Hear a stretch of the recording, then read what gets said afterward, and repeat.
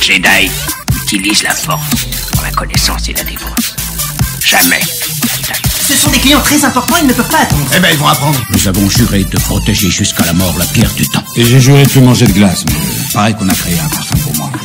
Ah, ça nous botte tous de t'entendre dire ça. Il faut avouer que voir Donnie massacrer un nazi, c'est presque aussi chouette que d'aller au cinoche. Une double dose de Godzilla avec Minus One et l'épisode 5 de Monarch, un huis clos dans une ambiance de fin du monde avec Leave the World Behind, du conflit de canard avec Migration, et le troisième et dernier épisode spécial de Doctor Who pour les 60 ans de la série. C'est le programme de ce nouvel épisode de La Nuit des Sorties.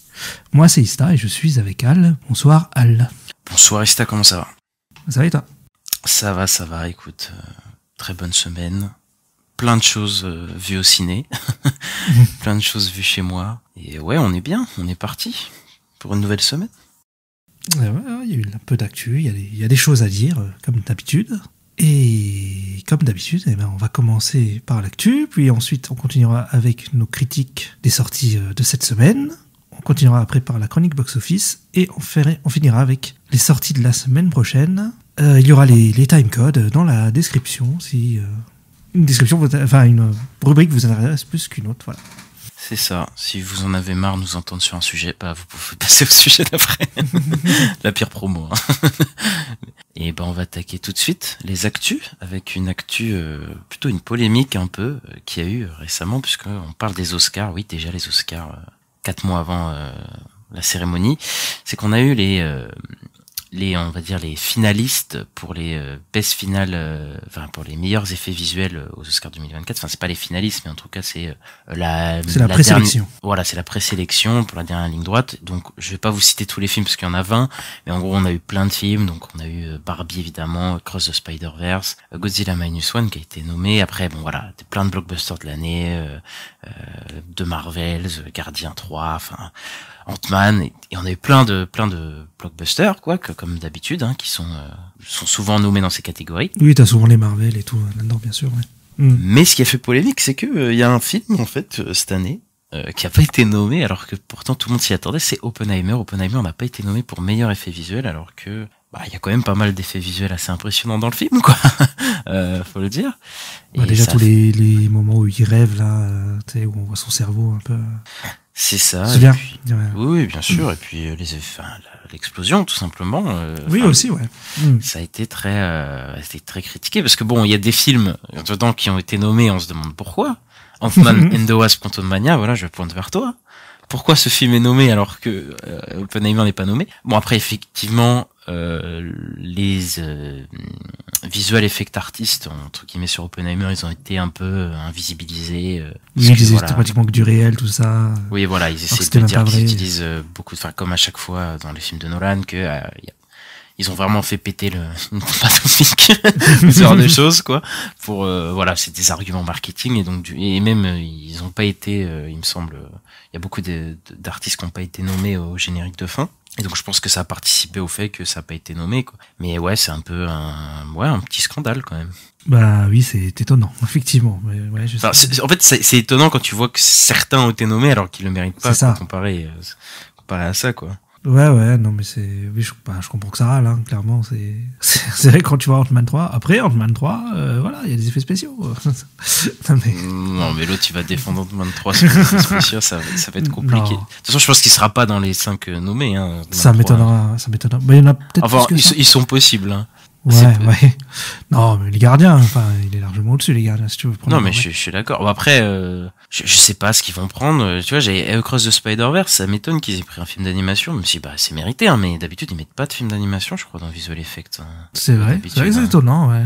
Donc, ça peut être bien. Après, moi, il y en a plusieurs que je voudrais pas. De Creator, par exemple, je le trouve magnifique.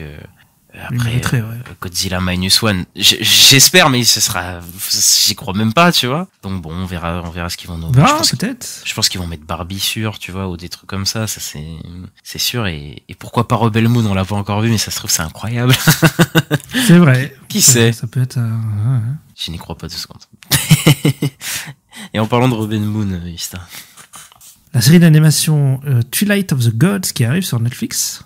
Donc la série, on a appris qu'elle va contenir 8 épisodes, centré autour d'un personnage qui s'appelle Sigrid. Donc c'est une mariée, c'est une viking qui doit se marier, je crois. C'est ça, une fiancée viking qui va se marier et qui va se lancer dans une mission vengeresse après un événement à son mariage. C'est ça. Et donc elle va former une équipe de personnages qui vont devoir battre un dieu dans une mission de vengeance, quoi. C'est ça. Du coup, on l'attendrait pour décembre, début d'année 2025, dans ces eaux-là, quoi. Est-ce que t'es hypé?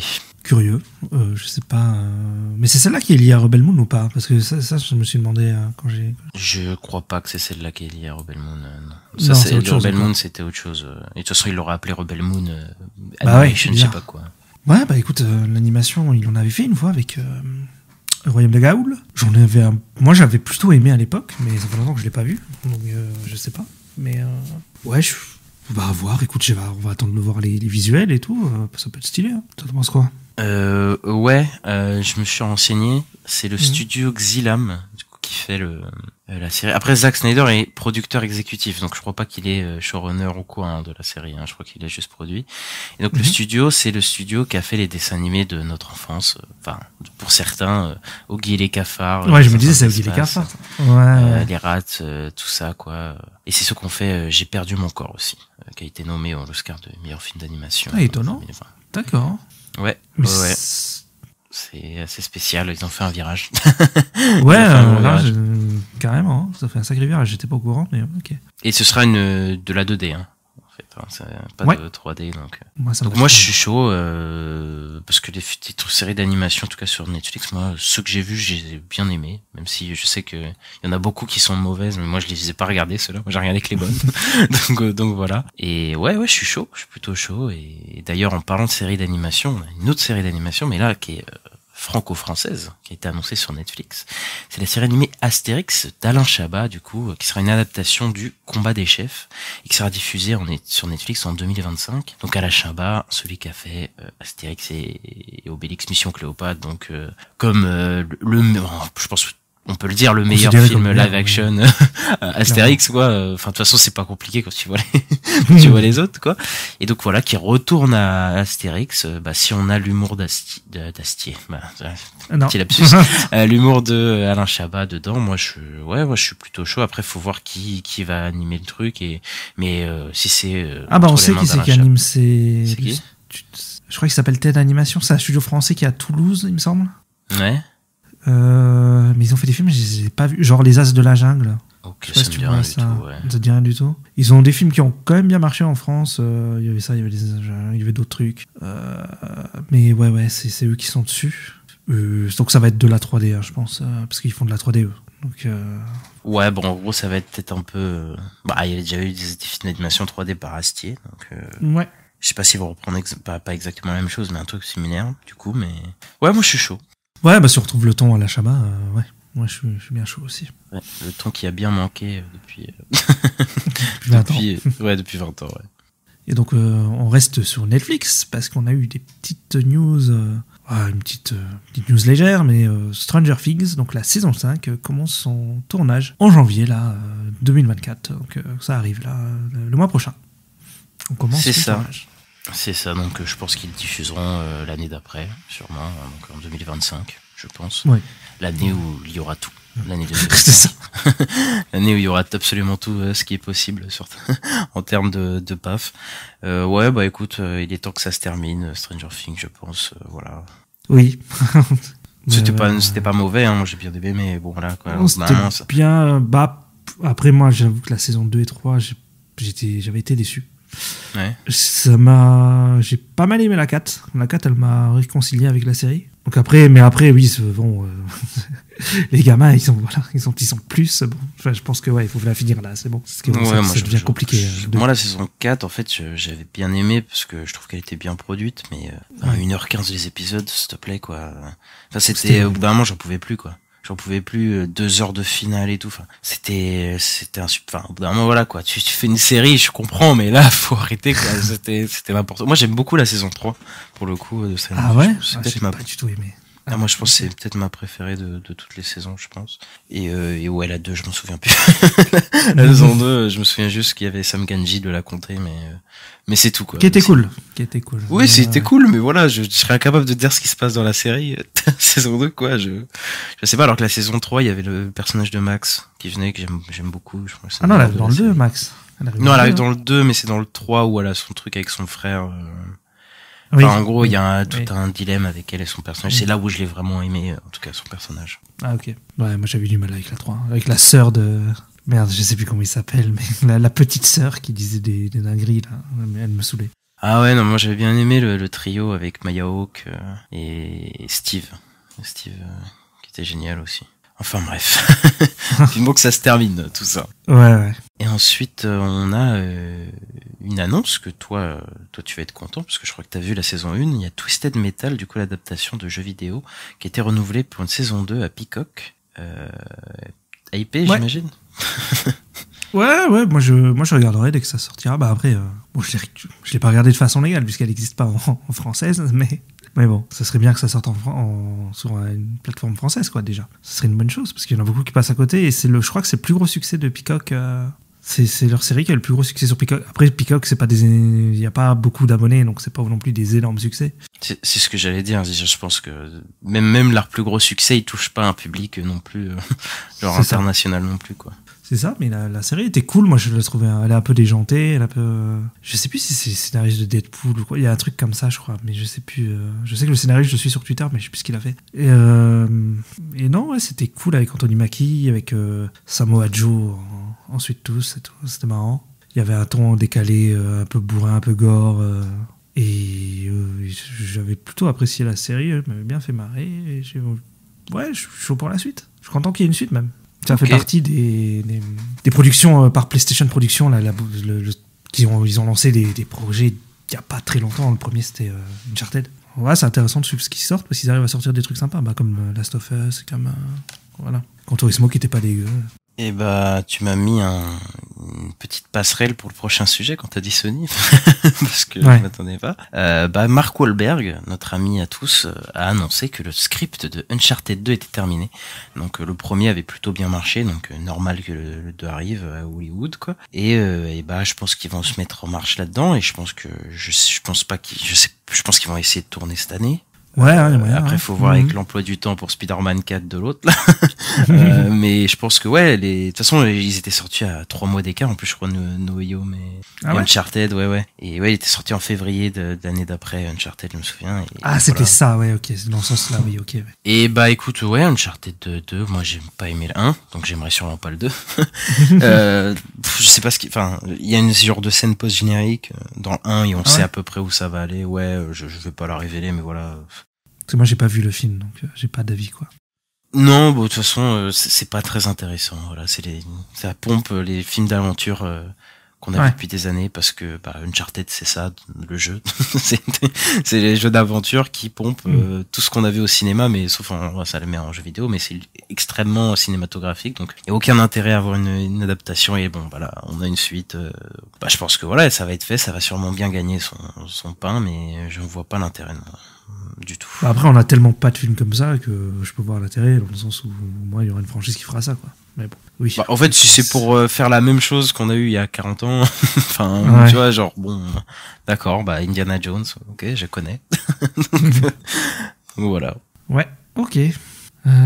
Ensuite, on avait parlé du film The Backriders de Jeff Nicholson, le dernier épisode. Et donc, on a eu des nouvelles. Donc ce serait bien Universal qui l'aurait chopé. Et ils vont maintenant le sortir le 21 juin au cinéma. Donc l'année prochaine, 2024. C'est ça.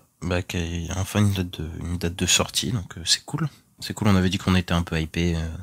Oui, on était un casting. Donc voilà, toujours hypé. Toujours, hein. Ouais. On a Jeff Fahey, celui qui est un acteur.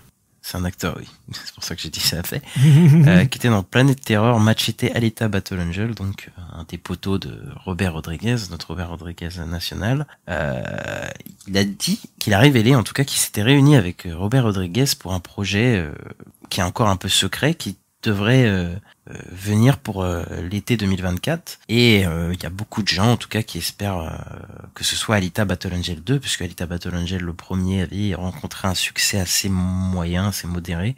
Donc on savait pas s'il y aurait une suite, et donc peut-être que Robert Rodriguez va faire Alita Battle Angel 2. Moi, j'ai plutôt aimé le 1, même si je sais qu'il y a beaucoup de gens qui trouvent Osef ou quoi. Moi, j'avais trouvé ça plutôt pas mal. Et ouais, moi, je suis chaud pour avoir le 2. Ouais, bah... Moi, j'étais mitigé parce que j'ai lu les mangas, parce que c'est l'adaptation de Gun. Et je sais que moi, il y avait des trucs qui me dérangeaient, notamment le côté... la ville d'en bas qui est très propre, où il fait toujours jour, où il fait... Voilà, alors que normalement, ça peut censé être une décharge, quoi. Ça m'avait un peu dérangé. Mais sinon, bon, en tant qu'adaptation, c'était pas mauvais, c'était beau. Déjà, au niveau effets spéciaux, bah, c'était beau. Et puis ça bougeait bien, l'histoire était sympa, les personnages étaient chouettes. Donc ouais, moi en plus la suite de Gum est chouette aussi, donc ce serait bien d'avoir la suite. Je suis plutôt chaud, connaissant ce qui se passe après. Ouais, bah surtout que le premier film s'arrêtait sur un genre de cliffhanger. En plus, il y avait un acteur à la fin qui parlait je suis le méchant du prochain film.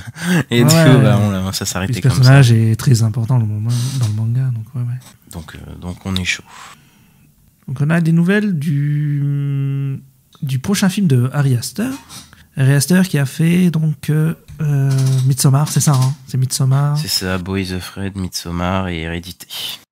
C'est ça. Donc on a appris que Emma Stone a été castée dans son film qui s'appelle Ellington et qu'elle rejoint Joaquin Phoenix. Et il y aurait peut-être aussi Pedro Pascal. Ouais, donc il s'entoure de A-lister, Ari Aster, voilà, maintenant qu'il a la notoriété. Bon, il retrouve Joaquin Phoenix avec qui il a travaillé sur Boys Afraid, et je crois que le film il s'éloignerait du côté horrifique, parce qu'il avait déclaré qu'il voulait plus faire, enfin, en tout cas s'éloigner un peu du côté horrifique, Ari Aster, et je pense que Ellington sera pas un film d'horreur. Faudra voir, mais moi Emma Stone, oui, tous les jours je veux. Mais ce serait plutôt une comédie, non? Il avait pas dit qu'il voulait faire des comédies? Possible, mais après je pense qu'il va peut-être mélanger des genres, comme Boys Afraid aussi un peu, voilà, donc on verra. Mais je crois qu'il va s'éloigner, en tout cas ça c'est sûr, de l'horreur. D'accord, ok. Bon, en tout cas il a un beau casting, donc ouais. Bah, moi je le connais, j'ai vu aucun des films, donc c'est plus toi qui dois me dire c'est bien ou pas.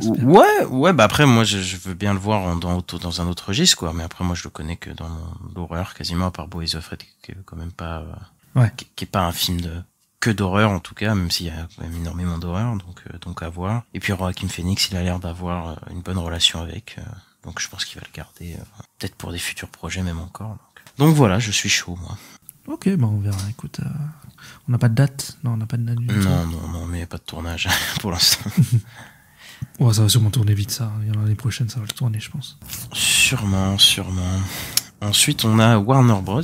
Et A24, du coup, la société qui a fait les 3 films de Ari Aster, qui ont conclu un deal. C'est que tous les futurs films A24 vont aller exclusivement sur Max après leur début au cinéma. Donc tous les futurs films qui arrivent, donc ça fait un sacré paquet de catalogues, et du coup tous les anciens films vont sauter de toutes les autres plateformes, j'imagine, à la fin de leur exploitation, parce qu'ils ont des contrats d'exploitation sur certaines plateformes de streaming. Donc d'ici quelques années, je pense dans 1 ou 2 ans, on aura tous les films A24 que sur Max, et voilà, ouais, je pense que c'est un bon deal pour Warner, parce que les films A24 ils ont quand même une notoriété de fou maintenant, et voilà, c'est vraiment devenu une marque A24, donc c'est un gros coup, je pense, de Warner, même s'ils ont dû débourser un petit peu, je pense, pour ça. Ouais, carrément.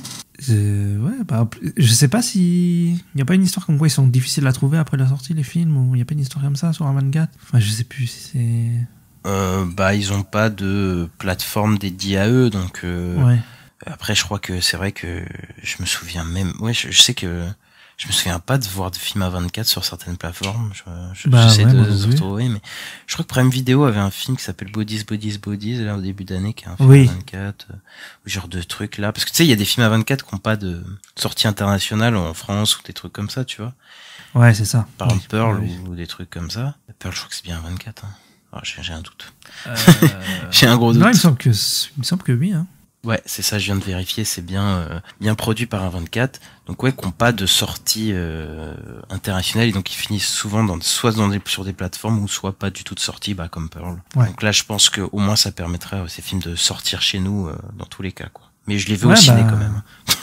Faut pas déconner. Oui, parce que on a Max qui arrive, pour rappeler, l'été 2024 en France. C'est ça. Donc, va peut-être y avoir les films A24 qui seront dessus et peut-être les prochains. Bon, après, il y aura la chronologie des médias, mais au bout d'un an et demi, il y aura peut-être les films A24 qui sont sortis en 2024 sur la plateforme, quoi. C'est ça.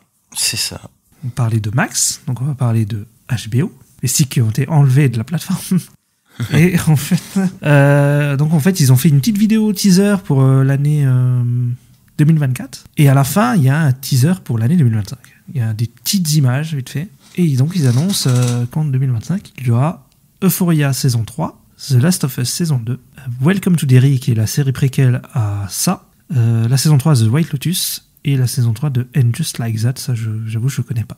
Ouais, écoute, tout sort en 2025, donc là c'est la preuve que tout sort en question film ou série, on va voir plein de trucs. Après voilà, il y a aucune surprise sur Euphoria, The Last of Us, on savait que ça allait ressortir l'année prochaine. Après Welcome to Derry, je crois que c'était incertain. On savait pas trop. On savait pas, ouais. Donc voilà, là je pense qu'ils vont enchaîner. En 2025, on va s'en taper des trucs, quoi. Ouais, clairement. Après, il y a quand même des trucs l'année en 2024. Il y a le Pingouin, par exemple. Le Pingouin, c'est en 2024. On a House of the Dragon, House of the Dragon aussi. Qui aura, on a appris il y a pas longtemps, au moins 4 saisons. Donc ça a bien été confirmé et qui revient l'année prochaine du coup. Et ça, on en parlera. Ouais, si, ça, oui, clairement, on fera des reviews chaque semaine, ça c'est clair. Parce qu'on l'attend, voilà, on a aimé la première, on attend la deuxième, hein, pas de souci là-dessus. Mais de toute façon, je suis pas sûr qu'elle aura plus que 4 saisons, parce que moi, on m'avait déjà dit à l'époque, les créateurs, ils avaient dit, ça serait 3 ou 4 saisons, quoi, la série, parce que le bouquin, je crois pas que ce soit énorme non plus, quoi. Donc voilà. Ça m'étonnerait que ça aille jusqu'à faire des saisons autant que Game of Thrones, quoi. Bon, non, clairement pas. Il y a pas la matière à ça. De toute façon, ils veulent pas faire. Puis en plus, il y a d'autres spin-offs qui arrivent et tout, donc... Ensuite, toujours chez Warner, on a Denis Villeneuve qui a dit que le script pour Dune Messiah est en train d'être écrit à l'heure actuelle et il est quasiment fini. Et il sait pas s'il va refaire un Dune après le Dune partie 2, mais en tout cas qu'il aimerait bien retourner sur cette planète à un moment, donc retourner faire un film Dune après. Donc il a potentiellement pas fini avec Dune après la partie 2, Denis Villeneuve. C'est vraiment son dada maintenant, la SF, il veut plus la quitter. Hein. C'est clair. Après, ce serait bien qu'il fasse une trilogie. Voilà, c'est bien, une trilogie avec le même réal, ça lui fait sa trilogie à lui. Ouais, mais je crois que après ça s'embarque dans dans d'autres choses, quoi. Parce que je crois que la Dune partie 1 et partie 2, dédicace à Cyril, il m'avait dit que c'était le premier livre, quoi. Et donc après, en fait, si tu commences à adapter la suite, c'est que tu vas prendre des bouts quand même d'un plus gros livre ou d'autres choses. Donc je pense que s'il en fait je crois qu'il en fera plus de 3, hein, si ça continue. Je crois qu'il va les faire tous. Hein. Enfin, pas tous, mais en tout cas, je crois qu'il y en a 9 ou quoi. Donc non, il va pas tous les faire, mais... Enfin, en tout cas, je crois pas qu'il va s'arrêter à 3, parce que je me suis dit, s'il s'arrête à Dune partie 2, c'est en mode, il a fini le premier livre, c'est fini. Et s'il veut se remettre dedans... Ouais. Moi, j'ai cru comprendre qu'il y avait une ellipse à un moment et que c'est plus le même héros et tout, donc... Oui, c'est ça, mais s'il arrive jusque là, je crois qu'il va continuer, quoi. Après, il faut voir combien ça fait au box-office, tout ça. Déjà, faut voir le 2, il fait au box-office. Oui, voilà. Parce que ce qu'il va faire de Messiah, voilà. Mais moi, je sais pas, il me semble que Messiah, il pouvait finir là-dessus. Ça fait pas la première fois qu'il en parle, je crois, mais ouais. Bon, après, de toute façon, il peut adapter un truc et faire que ça se finisse là, mais bon. Oui, bien sûr. Si ça marche, je crois qu'ils vont pas s'arrêter. C'est ça le truc. Non, et puis il y a un spin-off aussi qui arrive. Ouais, mais ça, c'est un truc qui se passe avant. C'est pas... Oui. Je pense dans les films, si le 2, il marche ou il cartonne ou quoi, 3, 4, 5, 6, là, ils vont déballer. Il y a moyen. Ouais, peut-être que Villeneuve fera Messiah et après, il passera peut-être à autre chose. Hein. Je suis pas sûr qu'il en fasse 6 ou 7. Ou alors, il fera comme Peter Jackson. Genre, 15 ans après, il fera les nouveaux. Enfin, voilà. Ouais, je sais pas. Je suis pas sûr. Mais après, moi, j'aimerais bien qu'il s'enferme pas là-dedans et qu'il fasse autre chose que de la SF, quoi. Parce que... Ouais, oui, parce que oui, bah, il a fait des films comme Prisoners qui étaient très très cool, mais Ouais, des trucs un peu plus intimes. après, j'ai fait une trilogie, voilà, comme Nolan a fait sa trilogie Batman, lui, il aura sa trilogie nulle. C'est chouette aussi, je trouve. J'aime bien, moi, quand ils ont des trilogies réalisateurs. Je suis toujours frustré que Burton n'ait pas une trilogie Batman. Voilà, ça me frustre quand je regarde Batman Returns et je me dis derrière, putain, il n'y a pas un dernier Burton, quoi. Ouais, je sais pas. Enfin, je sais, vu que c'est pas construit comme une trilogie, et je pense pas qu'il est construit d'une comme une trilogie, ça me dérange pas. Enfin, après, bon, en peut-être tout cas, que d'autres réalisateurs peuvent oui, changer de derrière. style, voilà, et faire autre chose, tu vois, que ce qu'il a fait. Donc ça pourrait être pas mal aussi. Ensuite, on a eu des nouvelles du DCU, donc de James Gunn notamment. En fait, donc, on a appris que son frère, donc Sean Gunn, qui est dans pratiquement tous les projets, il me semble, de James Gunn, il a été casté en tant que Maxwell Lord dans le DCU, quoi. Donc Maxwell Lord, le méchant qui était dans Wonder Woman 84. C'est ça, joué par Pedro Pascal, voilà, qui était pas très réussi, mais bon. Non, pas du tout. Après, de ce que j'ai compris, Maxwell Lord, dans certains comics, il est pas forcément méchant, il est un peu gris, quoi. Et j'ai cru comprendre parce que j'ai vu James Gunn parler avec De Matteis, qui est un auteur de comics et je crois qu'il a écrit des comics avec le personnage. Il disait ouais qu'il allait pas en faire un méchant. Donc, mais bon, peut-être un personnage gris, peut-être je sais pas, un mec qui aura des intérêts. Je sais pas trop ce qu'il va faire, mais c'est pas un méchant, quoi.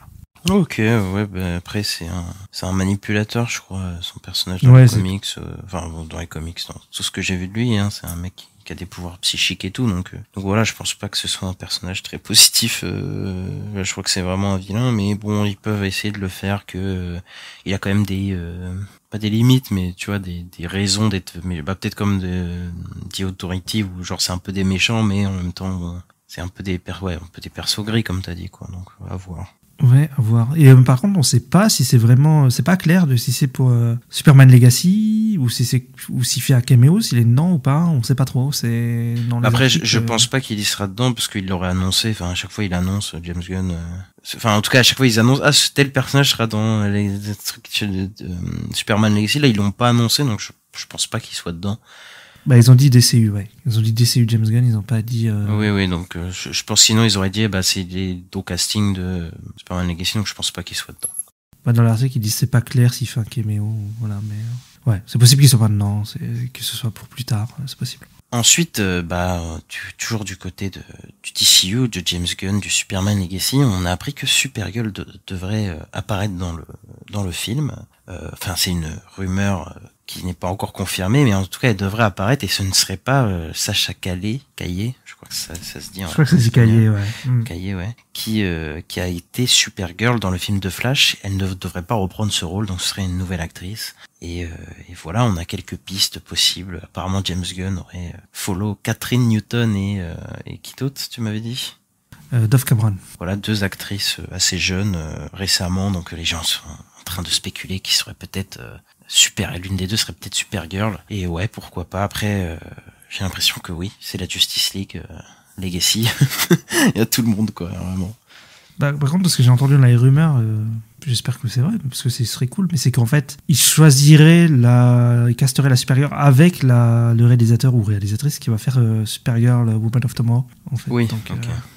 donc voilà, bah, en tout cas, je pense qu'il y a une volonté d'être plus comics accurate et d'aller chercher une blonde, quoi, plutôt que Sacha Caillé, quoi. Mais Sacha Caillé, après, la pauvre, on lui a pas donné beaucoup à faire. Moi, c'était un peu une déception dans The Flash. Bah ouais, enfin, la 5 minutes, quoi, donc bon. C'est ça. Rien à dire. Mais après, je sais pas s'ils vont chercher une blonde, par contre, hein. Je serais pas de dire. Là, si c'est Dove Cameron et Catherine Newton, c'est des blondes, quoi. Mais bon, oui. Si c'est une des deux, oui, mais après, je pense qu'ils s'en foutent, hein, si elle est blonde ou pas, mais bon, après, peut-être James Gunn, il est en mode, je veux que ça colle aux comics, je sais pas comment il est, peut-être s'il est, bon, après, Chris Pratt, il ressemble pas tellement à comment il s'appelle, Star-Lord? ouais, il ressemble pas tellement à Star-Lord dans le physique, il me semble, Si, ça va. Enfin, dans les comics, genre il était ultra, musclé, tu sais, je me souviens dans le Gardien de la Galaxie, alors que normalement il a un physique plus basique, par exemple, ah oui. Bon, Star-Lord dans les comics. Ça, c'est le problème, tout ça, c'est un autre problème, ça, c'est le problème d'Hollywood, ça. Oui, mais ce que je veux dire, c'est que voilà, est-ce qu'il va être en mode, je veux qu'il soit pareil que dans les comics, tu vois, je suis pas sûr non plus. Bah, ouais, je sais pas. Sur les persos principaux, j'ai l'impression quand même qu'il veut, vu que les castings qu'on a vus, tu vois, moi, ça m'étonnerait pas qu'il rase le crâne de. Ouais, bah après ça, quand même, apparemment, c'est Lex Luthor, quoi. Ah, tu dis ça, mais celui de Snyder, il avait des cheveux, hein. Bah non, à la fin, il en avait plus. Ouais, à toute fin, mais bon. Ouais. C'était une origin story. Mais il a fini par lui couper les cheveux. C'est vrai, à toute fin. Ding, ding, ding. Ding, ding, ding, ding. Allez, enfin bref, on va aller vers le concurrent principal, Disney. Disney qui a annoncé que l'année prochaine, il n'y aurait que 2 séries Star Wars. Durant toute l'année, en tout cas de confirmer, puisqu'il y aura The Acolyte et Skeleton Crew qui sont confirmés, donc ni Andor, ni The Bad Batch, ni Tales of the Jedi n'est mentionné, et donc voilà, on aurait potentiellement que 2 séries Star Wars, et là on a appris aussi que la saison 2 de Andor est reportée à 2025, donc ça c'est sûr, et elle ne sera pas l'année prochaine. Du coup, c'est 2 nouvelles séries dont on n'a pas, enfin, c'est pas des suites, quoi, de saisons, en tout cas, qui ont été annoncées. Qu'est-ce que t'en penses? Oui, c'est vrai, ouais, j'ai lu un peu le communiqué de presse, j'ai été voir, c'est un communiqué de presse de Disney, plus Angleterre, mais je crois qu'il est plus dispo. Mais ouais, effectivement, il y avait écrit qu'il y avait juste la mention de la qualité Skeleton Crew. Après, The Bad Batch, je pense quand même qu'ils vont la sortir en 2024, même si elle n'est pas mentionnée, parce que c'est censé être la saison finale, et je crois qu'il n'y a pas eu de saison cette année. Donc, je pense qu'ils vont la sortir quand même. Après, c'est un peu une série mineure, je pense aussi, de Bad Batch. C'est pas, ouais, c'est ça. C'est pas une grosse série non plus, quoi. Après, c'est quand même, il y a quand même 12 épisodes, je crois, un truc comme ça, hein. Il y a quand même une dizaine d'épisodes. Oui, mais je parle en termes d'aura, de popularité. Ouais. Je pense que voilà, c'est pas un truc, déjà c'est pas rattaché à tout ce qu'ils ont fait là récemment, voilà, c'est un truc un peu à part, et c'est de l'animation en plus, donc voilà, c'est un peu dans son propre monde, quoi, donc voilà. Ouais. Et encore plus, t'as Love the Jedi, ou Love the Jedi, t'avais 3 épisodes sur Ahsoka, 3 épisodes sur le comte Dooku quand il était jeune. C'était vraiment un truc à part, quoi. Et... ouais, les trucs en animation qui font Star Wars, c'est vraiment de leur côté, chaque projet, quoi. C'est pas rattaché, au Dave Filoniverse, par exemple, ou un truc comme ça, quoi. Il y a eu Ahsoka, quand même, qui est rattaché à Rebels. Oui, mais il l'a rattaché à ce qu'il avait fait avant, mais je veux dire, ceux qui font, depuis le rachat, de tout ce qu'ils font en animé, ça a plus trop de rapport avec, depuis le rachat, il y a eu Rebels, je dis des conneries, mais en tout cas, depuis de Mandalorian, en tout cas, qu'a lancé le Mandoverse, il n'y a pas eu de trucs d'animation rattachés à ça, quoi. Non, mais ça m'étonne pas que The Bad Batch, tu vois, les clones de The Bad Batch, parce que c'est une équipe de clones, mais c'est des clones, ils sont pas normaux, c'est pas des clones normaux, ils sont un peu cassés, ils sont un peu badass et tout. Ça m'étonne pas qu'on les voit un jour dans un film, quoi. Oh là, ouais, ça j'y crois pas. J'y crois pas. Déjà, il y a beaucoup de personnages dans les séries live et tout. Je pense pas qu'ils vont ramener ça.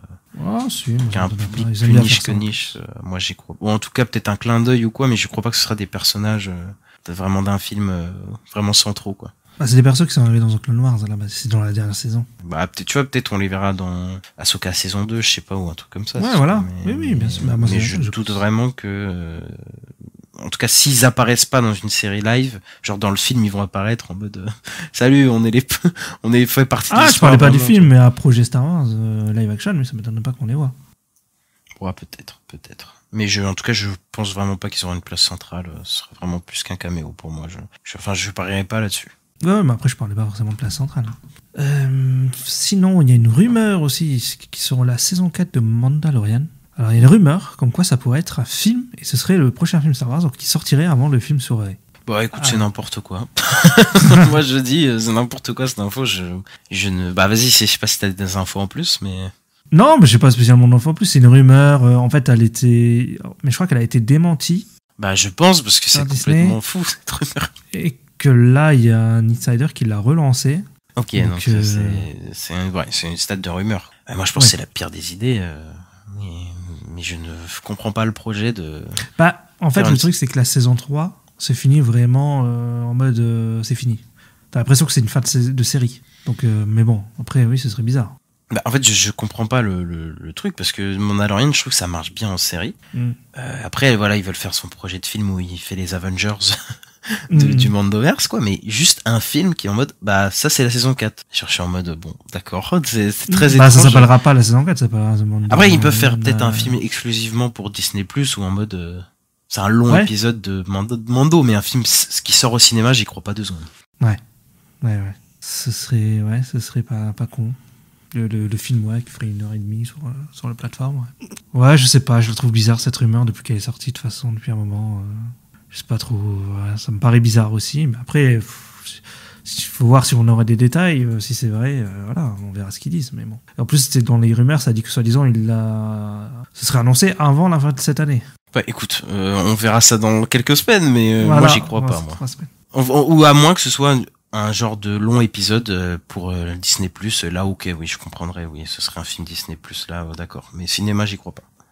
Ouais, ok, bah écoute, on verra dans 3 semaines, si on reviendra dessus, si c'est vrai. On reste chez Disney, et on a appris que Disney et Pixar, ils allaient sortir 3 de leurs films qui sont sortis sur Disney+, donc Soul, Luca et Turning Red, donc Alerte Rouge, qui vont arriver au cinéma en 2024. Donc je crois que il y a un film en janvier, il y en a un en février, il y en a un en mars. Voilà, c'est les Pixar qui sont pas sortis au cinéma et qui vont avoir une vraie sortie cinéma. Bah, moi je trouve ça plutôt cool, toi t'en penses quoi? Ouais, bah après ils essayent de réparer le mal qu'ils ont fait. Par exemple, Alerte Rouge ou des trucs comme ça qui auraient pu clairement sortir au cinéma et qui auraient mérité de sortir au cinéma. Ouais, pourquoi pas des ressorties. Mais je crois qu'il y a déjà moi j'avais déjà eu dans mon ciné des ressorties de Soul, en tout cas. Oui, j'ai entendu parler de ça aussi, ouais. Mais après, ouais, Luca et Turning Red, ouais, s'il y a quelques salles, je pense qu'il y a des gens qui ont raté, enfin qui ont pas pu le voir en salle, qui vont se jeter dessus. Donc ouais, bah ces films auraient mérité ça de base, mais un petit rétro-pédalage un peu trop en retard, je pense, malheureusement pour les films Pixar. Ouais. Bah après là, c'est ce qu'on parle, c'est surtout pour le marché américain. Oui, surtout. Ouais. Et Disney France, ils ont dit qu'ils y réfléchissaient à voir ce qu'ils vont faire, mais pour l'instant, on sait pas. Après, ça sent qu'ils font marche arrière de leur stratégie. Où ils étaient en mode, on balance sur Disney+, ça fait du contenu. Je pense qu'ils sont un peu en mode maintenant, non, on aurait dû les sortir au cinéma et voilà quoi. Et de toute façon, j'espère qu'ils referont plus cette erreur-là de sacrifier des films Pixar et tout parce que c'était vraiment l'horreur. Ça. Ouais, bah non, mais oui. Non, on est sur une stratégie cinéma avant tout, hein, de toute façon, de ce qu'on apprend là. Ouais, depuis qu'Ailleurs est revenu, c'est clairement priorité, c'est le cinéma. Mais après ça, c'est un peu aussi pas mal de plateformes qui se sont rendu compte qu'ils perdaient beaucoup d'argent à ne pas sortir les films en salle. Et je pense que Disney+, on va dire l'année dernière, a été compliquée. Je pense qu'ils ont vu que voilà, ils auraient clairement pu sortir des trucs et être beaucoup plus rentables sur le long terme en sortant des films au cinéma. Pareil pour Apple qui maintenant sort des films au ciné. Netflix aussi, ils voudraient peut-être se lancer là-dedans. Donc voilà, je pense que les plateformes de streaming sont moins rentables que ce que les producteurs pensaient, tout simplement. Ouais, clairement. Ensuite, on a appris que Maléfique 3 serait en production. Donc là, alors la longue liste des versions live Disney de leurs classiques. Bon là, c'est pas exactement un remake Maléfique puisque c'est du côté de la méchante. Et du coup, Angelina Jolie devrait revenir dans le rôle principal. Oh là là, je souffle déjà. J'ai pas vu le 2 et franchement, pas vu non plus. Je n'ai pas beaucoup de bons souvenirs du premier et c'est inintéressant au possible, mais bon là ils sont dans leur stratégie de suite, ça pas oublié, ça pas arrêté ça, faire des suites à la Reine des Neiges et des trucs comme ça. Derrière il est revenu, il a dit Toy Story 5, Frozen 3 et Zootopie 2. Alors ça m'intéresse pas et franchement, en plus c'est même pas des films si prolifiques que ça, je crois les Maléfiques, genre ça va, je crois que ça marche bien, mais c'est pas non plus incroyable, je crois. Donc, ouais. On verra. Moi j'ai juste trouvé ça très étrange. Parce qu'en fait c'est tombé en même temps qu'une news comme quoi Angelina Jolie elle a dit qu'elle allait arrêter Hollywood, que c'était pas un milieu sain et tout, donc je trouve ça très bizarre.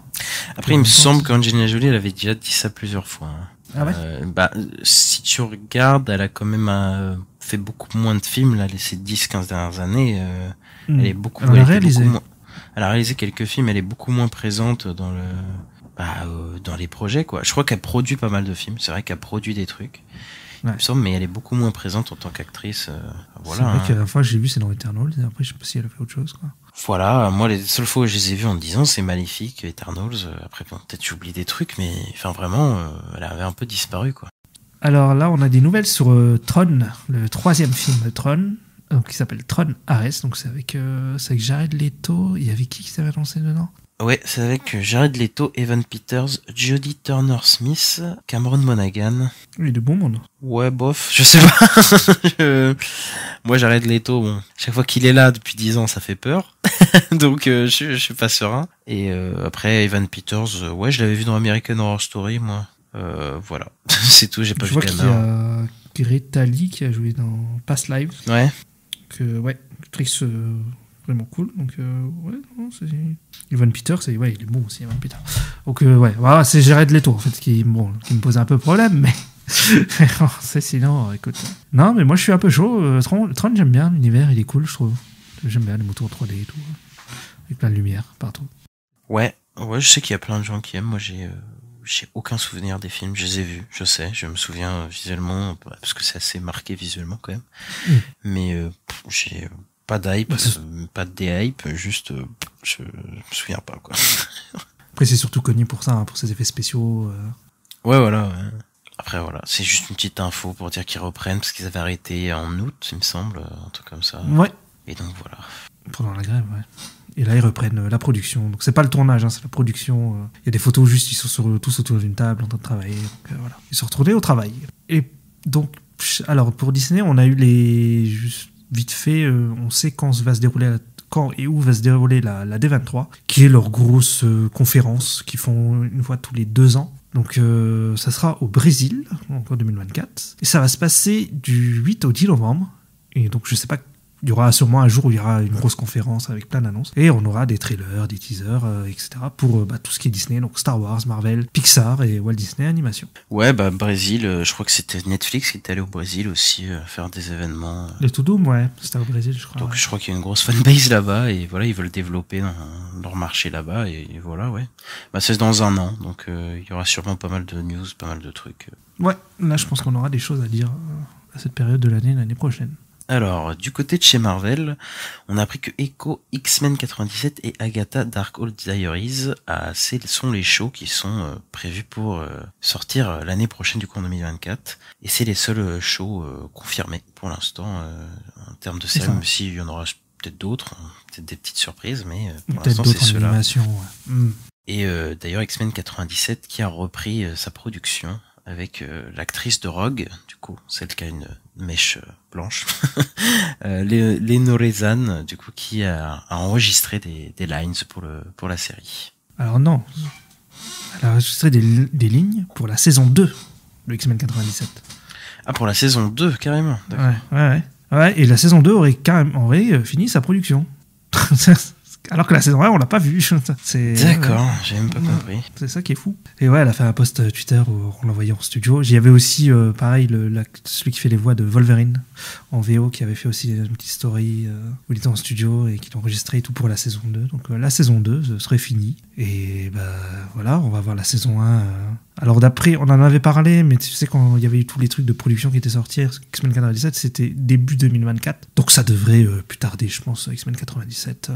Déjà là-bas, c'était censé sortir en fin d'année là. Ça va arriver dans 3-4 mois, je pense, maximum. Hein.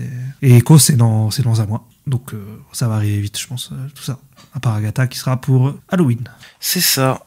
Du côté de Deadpool 3, du coup la prochaine grosse sortie cinéma du MCU, Morena Baccarin, du coup la petite copine de Deadpool dans le film, devrait revenir, en tout cas annoncer son retour pour Deadpool 3. Donc c'est officiel. Elle était un peu effacée dans le 2, elle était pas trop là, et là elle revient dans le 3. Ouais, pourquoi pas, parce que de toute façon je crois que tout le monde sera là dans Deadpool 3. Il y a tout le monde. Ça me semble logique qu'elle revienne. Ouais, ça me semble logique aussi. Après je pense qu'elle sera pas son personnage. Je pense qu'elle sera pas très impliquée. Je pense qu'elle est là parce que pour une question de continuité, mais je crois pas non plus que ce sera un truc de fou, quoi. Non, je pense pas non plus. Elle a dit qu'elle a fini de tourner ses scènes, hein, elle a dit dans l'interview. Donc voilà, ça va pas être un truc énorme. Hein, parce que là, le film, il est encore en tournage, il est pas fini de tourner. Donc c'est pas un rôle super important non plus. Non, comme dans le 2, je pense qu'elle va être éclipsée très rapidement pour qu'il aille faire je sais pas quoi avec Wolverine. C'est ce genre de truc. Tu crois qu'il va encore la buter?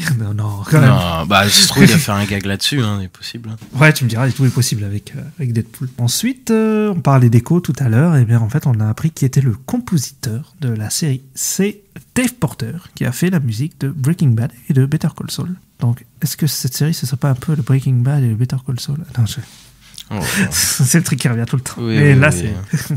Parce qu'en plus, il y a aussi la scénariste de Better Call Saul qui est sur la série, il me semble, qui est en lead writer, je crois. Donc, ouais. c'est pas mal lié, c'est assez marrant. Bah écoute, s'inspirer de Better Call Saul, c'est pas trop mal, hein, je pense. Hein. Et après la musique, ouais. Bah après moi j'ai la musique d'intro qui est dans ma tête de Breaking Bad, mais je me souviens pas trop des musiques. J'essaie de réfléchir, mais Ouais, moi aussi, c'est je crois pas qu'il y ait beaucoup de musique dans Breaking Bad. Non, ouais, de toute façon, je réfléchis, mais Si, il y en a, mais ouais. en tout cas je me souviens pas. Mais je t'avoue que je me souviens aussi surtout des thèmes, quoi, que ce soit pour Saul ou des génériques, quoi. Mais... Oui, voilà, que ça. le générique est sympa et tout. Donc bon, à voir. Après, dans la série, je sais, ça se trouve, il y aura pas tellement de musique non plus. Ça se trouve dans les cours. Ce serait un truc très, non, en plus, très raté. on suit une sourde, donc... Oui. Bah après, ça veut rien dire. Elle peut mettre une musique extra diététique. Non, mais je pense qu'ils vont jouer pas mal sur le son dans la série, quand même. Oui, je pense que ça va jouer sur les sens et tout. Donc, je pense pas qu'il y aura beaucoup de musique. Ensuite, du côté de chez Sony, on a The Spider-Man Noir live action, du coup, une série live action qui est en travail pour Amazon, qui a ramené, du coup, Steve Lightfoot, du coup, qui a travaillé sur The Punisher, qui était le showrunner, il me semble, de Punisher, ou scénariste. Oui, non, c'était le showrunner. C'était bien joué, le showrunner, du coup, du Punisher, et qui va être avec Oren Uziel, du coup, en tant que co-showrunner. Et donc voilà, ça suit le personnage de Spider-Man noir qu'on a tous vu dans Cross. Enfin non, oui c'était. Ah non, c'est pas ça du tout. C'est pas ça du tout. Non, c'est pas. Il s'inspire pas du tout de celui-là. Non, c'est pas ça du tout. C'est dans son propre univers. Ouais. En fait, ça n'a rien à voir avec Spider-Verse et Beyond. Non, mais ça n'a rien à voir, mais je veux dire, le personnage, c'est Spider-Man noir, c'est un mec des années 30. Oui, ça, oui. D'accord, c'est ça que je voulais dire, c'est pas le même personnage en live action, non, effectivement, je me suis un peu embrouillé. Ce que je veux dire, c'est que le personnage de Spider-Man noir qu'on connaît dans... En fait, c'est une série live action sur le concept de Spider-Man noir, qui est aussi un comics, voilà. Et, parce qu'il y avait aussi Daredevil noir, il y en avait plusieurs, il y avait un format à un moment en comics qui s'appelait Les Noirs, et voilà, ils faisaient tous les personnages, un truc comme ça. Et donc, ça va être une série qui se passe dans les années, je sais plus, je crois que c'est les années 30, mais je suis pas sûr là, c'est peut-être 40, je sais plus. Les années 30 mais, à New York, ça dit. Ouais, oui, c'est ça. C'est les années 30 à New York, et ouais, ça va être, on va suivre donc Spider-Man noir, mais qui serait un vieil homme, enfin un homme plutôt âgé, et c'est pas Peter Parker, voilà, en gros. Il était pas né dans les années 30, je pense, Peter Parker. Mais après, je sais pas s'ils vont prendre le style noir et blanc, ça pourrait être sympa aussi, je pense, tu vois. Je pense que oui, hein, je pense, normalement, toutes les adaptations qu'il y a eu, même en jeux vidéo et tout, c'était ça, quoi. Parce qu'il était dans Shattered Dimension, tu pouvais y jouer, Spider-Man noir. Dans Spider-Verse, sa dimension est totalement en noir et blanc aussi. Ouais. Donc ouais, bon, peut-être ça va être le truc perso, ça peut être sympa. Après bon voilà, je pense que c'est une série qui doit quand même coûter. Hein. Après c'est Amazon, voilà. Mais... Ouais, on verra. Moi, ça me chauffe bien s'il y a le côté un peu film noir avec le mec qui parle tout seul en mode détective et tout. Ça peut même me faire kiffer ça. Voilà, un Spider-Batman quoi. Un peu, ouais. Mais avec l'univers années 30, ça peut être très cool. Ensuite, on a la série live action Silk qui devrait la Writer's Room, en tout cas pour ce live action devrait continuer du coup en janvier. Silk, du coup, c'est la série Amazon, hein, il me semble. Oui, on en avait parlé, c'était la série qui était Amazon, bloquée. C'est ça, et qui serait en route de se faire débloquer. Bizarre ma phrase. Mais ouais, du coup, on aurait plusieurs séries Amazon dans l'univers de Spider-Man. Ouais, on en a deux. Ça avait été annoncé, effectivement, c'est Spider-Man Noir et Silk. Quoi. Et je crois qu'il y en avait plein d'autres dans l'histoire qui ont été annoncées. De séries de cet univers, mais de confirmer, c'est ça, quoi. Ouais, confirmer, c'est celle-là, c'est les $, qui vont arriver, normalement. Je pense que ce sera pour 2025 aussi, ça m'étonnerait pas, ça, parce que si ça commence là, les productions, là, maintenant... oui, les deux séries, je pense qu'ils sortiront... Au moins une sortira en 2025, mais il n'y en a aucune qui sortira l'année prochaine. Possible. Non, c'est trop tôt. Et alors, il y a une rumeur sur le Spider-Man 4, donc du MCU. Ce qui se dit, c'est que John Watts ne serait pas bloqué sur le projet. En tout cas, ils l'ont pas verrouillé sur le projet. Ils n'ont pas dit ça y est, c'est John Watts. Et il chercherait d'autres profils. Et il penserait notamment à Drew Goddard. Drew Goddard, qui a été sur le projet à une époque, Sinister Six, qui a été annoncé en tant que réalisateur. Un projet qui n'a jamais vu le jour. Et qui a aussi bossé sur Daredevil, notamment la saison 1. Alors, il a fait les scénarios de plusieurs épisodes. Je crois qu'il devait être showrunner à la base, et qu'il n'a pas été, qu'il a écrit des scénarios, mais pour partir sur Sinister Six, qui n'est jamais sorti. Mais voilà, quoi. Donc, moi, Drew Goddard, je serais Ouais, j'avais bien aimé La cabane dans les bois, qui était réalisée par Arnaud Godard. Ouais, moi j'aime bien. J'ai vu que La cabane. Bah, je crois qu'il a fait que 2-3 films de toute façon, mais j'ai pas vu Le Sale Temps à l'Hôtel et le Royal ou je sais plus quoi. Ouais. Mais ouais, La cabane dans les bois, j'avais beaucoup aimé. Bon, voilà, c'est un film d'horreur méta, donc donc voilà encore. Mais celui-là, il était vachement bien, je trouve. Il était vachement prenant et ouais, bah ce serait mieux que John Watts, je pense. Mais bon, après, il a pas encore réalisé de film d'effets spéciaux gros budget, donc ça va être aussi un petit test, mais de toute façon ça peut pas être pire que John Watts, de toute façon, pour moi. Donc, mais après je pense que c'est si John Watts ne revient pas, parce que le truc c'est que John Watts il avait dit qu'il ferait une pause et il était en mode il avait besoin de souffler des trucs de super-héros tout ça, donc voilà, il a pas été sur les 4 Fantastiques. Ouais, il est sur Star Wars, hein, donc bon. Mais il a été sur Star Wars, mais je veux dire, il devait faire les 4 Fantastiques, il a dit non, pour l'instant je veux pas. Bon, ils ont l'air de vouloir le reprendre pour Spider-Man 4 parce que il a rapporté je sais pas combien de milliards là en tout là avec sa saga, donc voilà, mais ce serait bien qu'ils disent non, s'il te plaît. Ce serait bien. Bah, moi j'aimerais bien que ce soit qu'on nous dise trop Godard. En plus il a eu 3 films, John Watts, c'est bon quoi. Enfin voilà, va donner comme je disais tout à l'heure, moi j'aime bien les trilogies, donc voilà, la trilogie des Godard s'il vous plaît. Ouais. Je suis d'accord, on passe à autre chose quoi. Ouais, puis en plus si le personnage il passe un peu à autre chose et tout, ça serait pas mal. Et puis Drew Goddard, vu qu'il a fait du Daredevil, il peut faire un côté street et tout qui pourrait me plaire. Après il va voir Sony s'il casse les couilles avec le Spider-Verse et tout, je sais pas, mais on verra. Mais ouais, moi je suis chaud, Drew Goddard, ça serait gagnant pour moi. Ouais, bon bah voilà, on a fini pour les actualités de la semaine. Ouais. On va passer aux sorties de la semaine, c'est ça ? Let's go. On va aller à la grosse sortie de la semaine, la sortie limitée malheureusement de la semaine. On va parler de gros méchants, de gros monstres, T-Rex, dinosaures qui nous hantent depuis 70 ans au cinéma. On va parler du nouveau film Godzilla Minus One.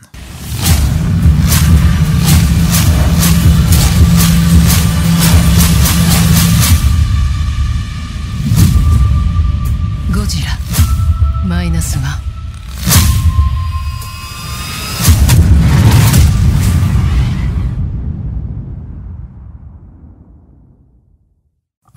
Le Japon se remet à peine de la Seconde Guerre mondiale qu'un péril gigantesque émerge au large de Tokyo. Kyoshi, un kamikaze déserteur traumatisé par sa première confrontation avec Godzilla, voilà l'occasion de racheter sa conduite pendant la guerre. Tel est le synopsis de Godzilla Minus One, qui était disponible que 2 jours en France, du coup le 7 et 8 décembre, donc au moment où vous l'écoutez, soit vous l'avez vu, soit vous l'avez pas vu, du coup.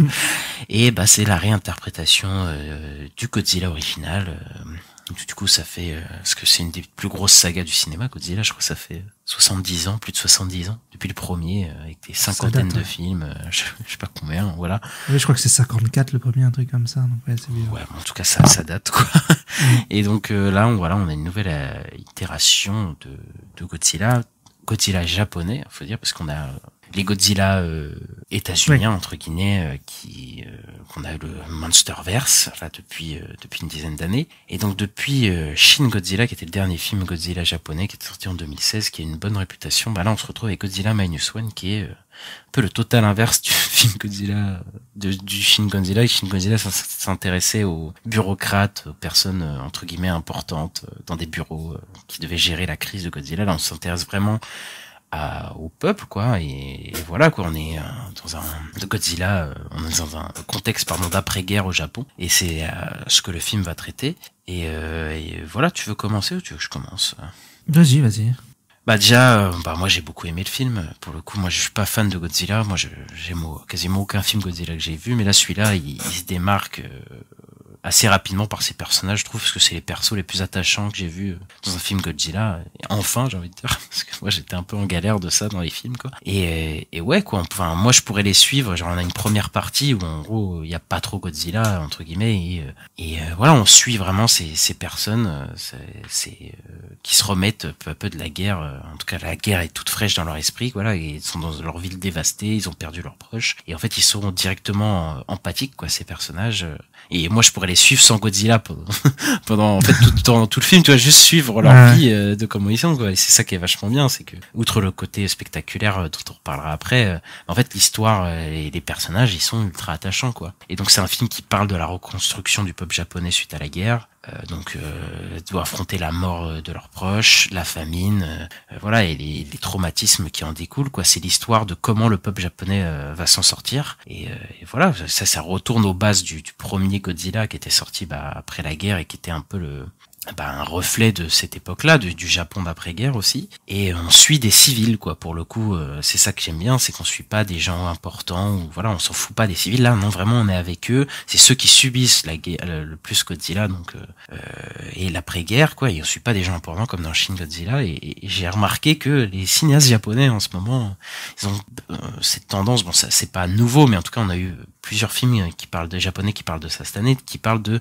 comment vivre après un traumatisme, après une guerre. Donc, on a parlé du Miyazaki il y a quelques semaines qui parlait de ça, qui était littéralement ça, hein, qui se passait juste après la guerre et comment on vit après la perte de nos proches après la guerre. Et on a aussi le film de Makoto Shinkai, qui est pas un film d'après-guerre, mais qui est un film de comment le Japon se remet d'une catastrophe. Donc, il y a plein de films qui parlent de ça cette année et à chaque fois je les aime bien ces films-là. Donc il y a pas ça sur le château solitaire dans le miroir ou pas du tout? Pas du tout. C'est un film qui parle de. Enfin, en tout cas, ça m'a pas sauté aux yeux. C'est ça parle de l'école japonaise, c'est autre chose. Et voilà, il y a un parcours en tout cas qui est de ce personnage principal qui reflète bien les traumatismes du Japon, qui est super, qui doit chercher une nouvelle raison de vivre, qui trouve une nouvelle famille entre guillemets, et qui culpabilise beaucoup parce que c'est un kamikaze en fait de l'armée japonaise, et les kamikazes de l'armée japonaise, comme dans le nom kamikaze, ils devaient se sacrifier pour faire gagner la guerre, et donc il se culpabilise de pas être mort et de pas avoir eu le courage de mourir pour sa patrie. En même temps, les gens le culpabilisent aussi, ils lui mettent la perte du Japon sous ses épaules, donc c'est dur à encaisser. Et il y a un genre de chemin de rédemption pour ce personnage qui est un peu impossible, parce que son chemin de rédemption c'est de mourir au combat, sauf que la guerre est finie, et donc du coup il peut pas mourir au combat, et donc ça va amener plusieurs pistes intéressantes sur ce que c'est les kamikazes et comment ils étaient vus à l'époque. Et moi, je sais ce que c'est les kamikazes, mais j'avais jamais vu ça traité dans un film, tu vois, en tout cas, comment ils étaient traités à l'après-guerre. Donc c'est quand même un truc assez novateur, et je pense même pas que dans les autres films Godzilla ça parlait de ça. Et je pense pas, après je les ai pas vus.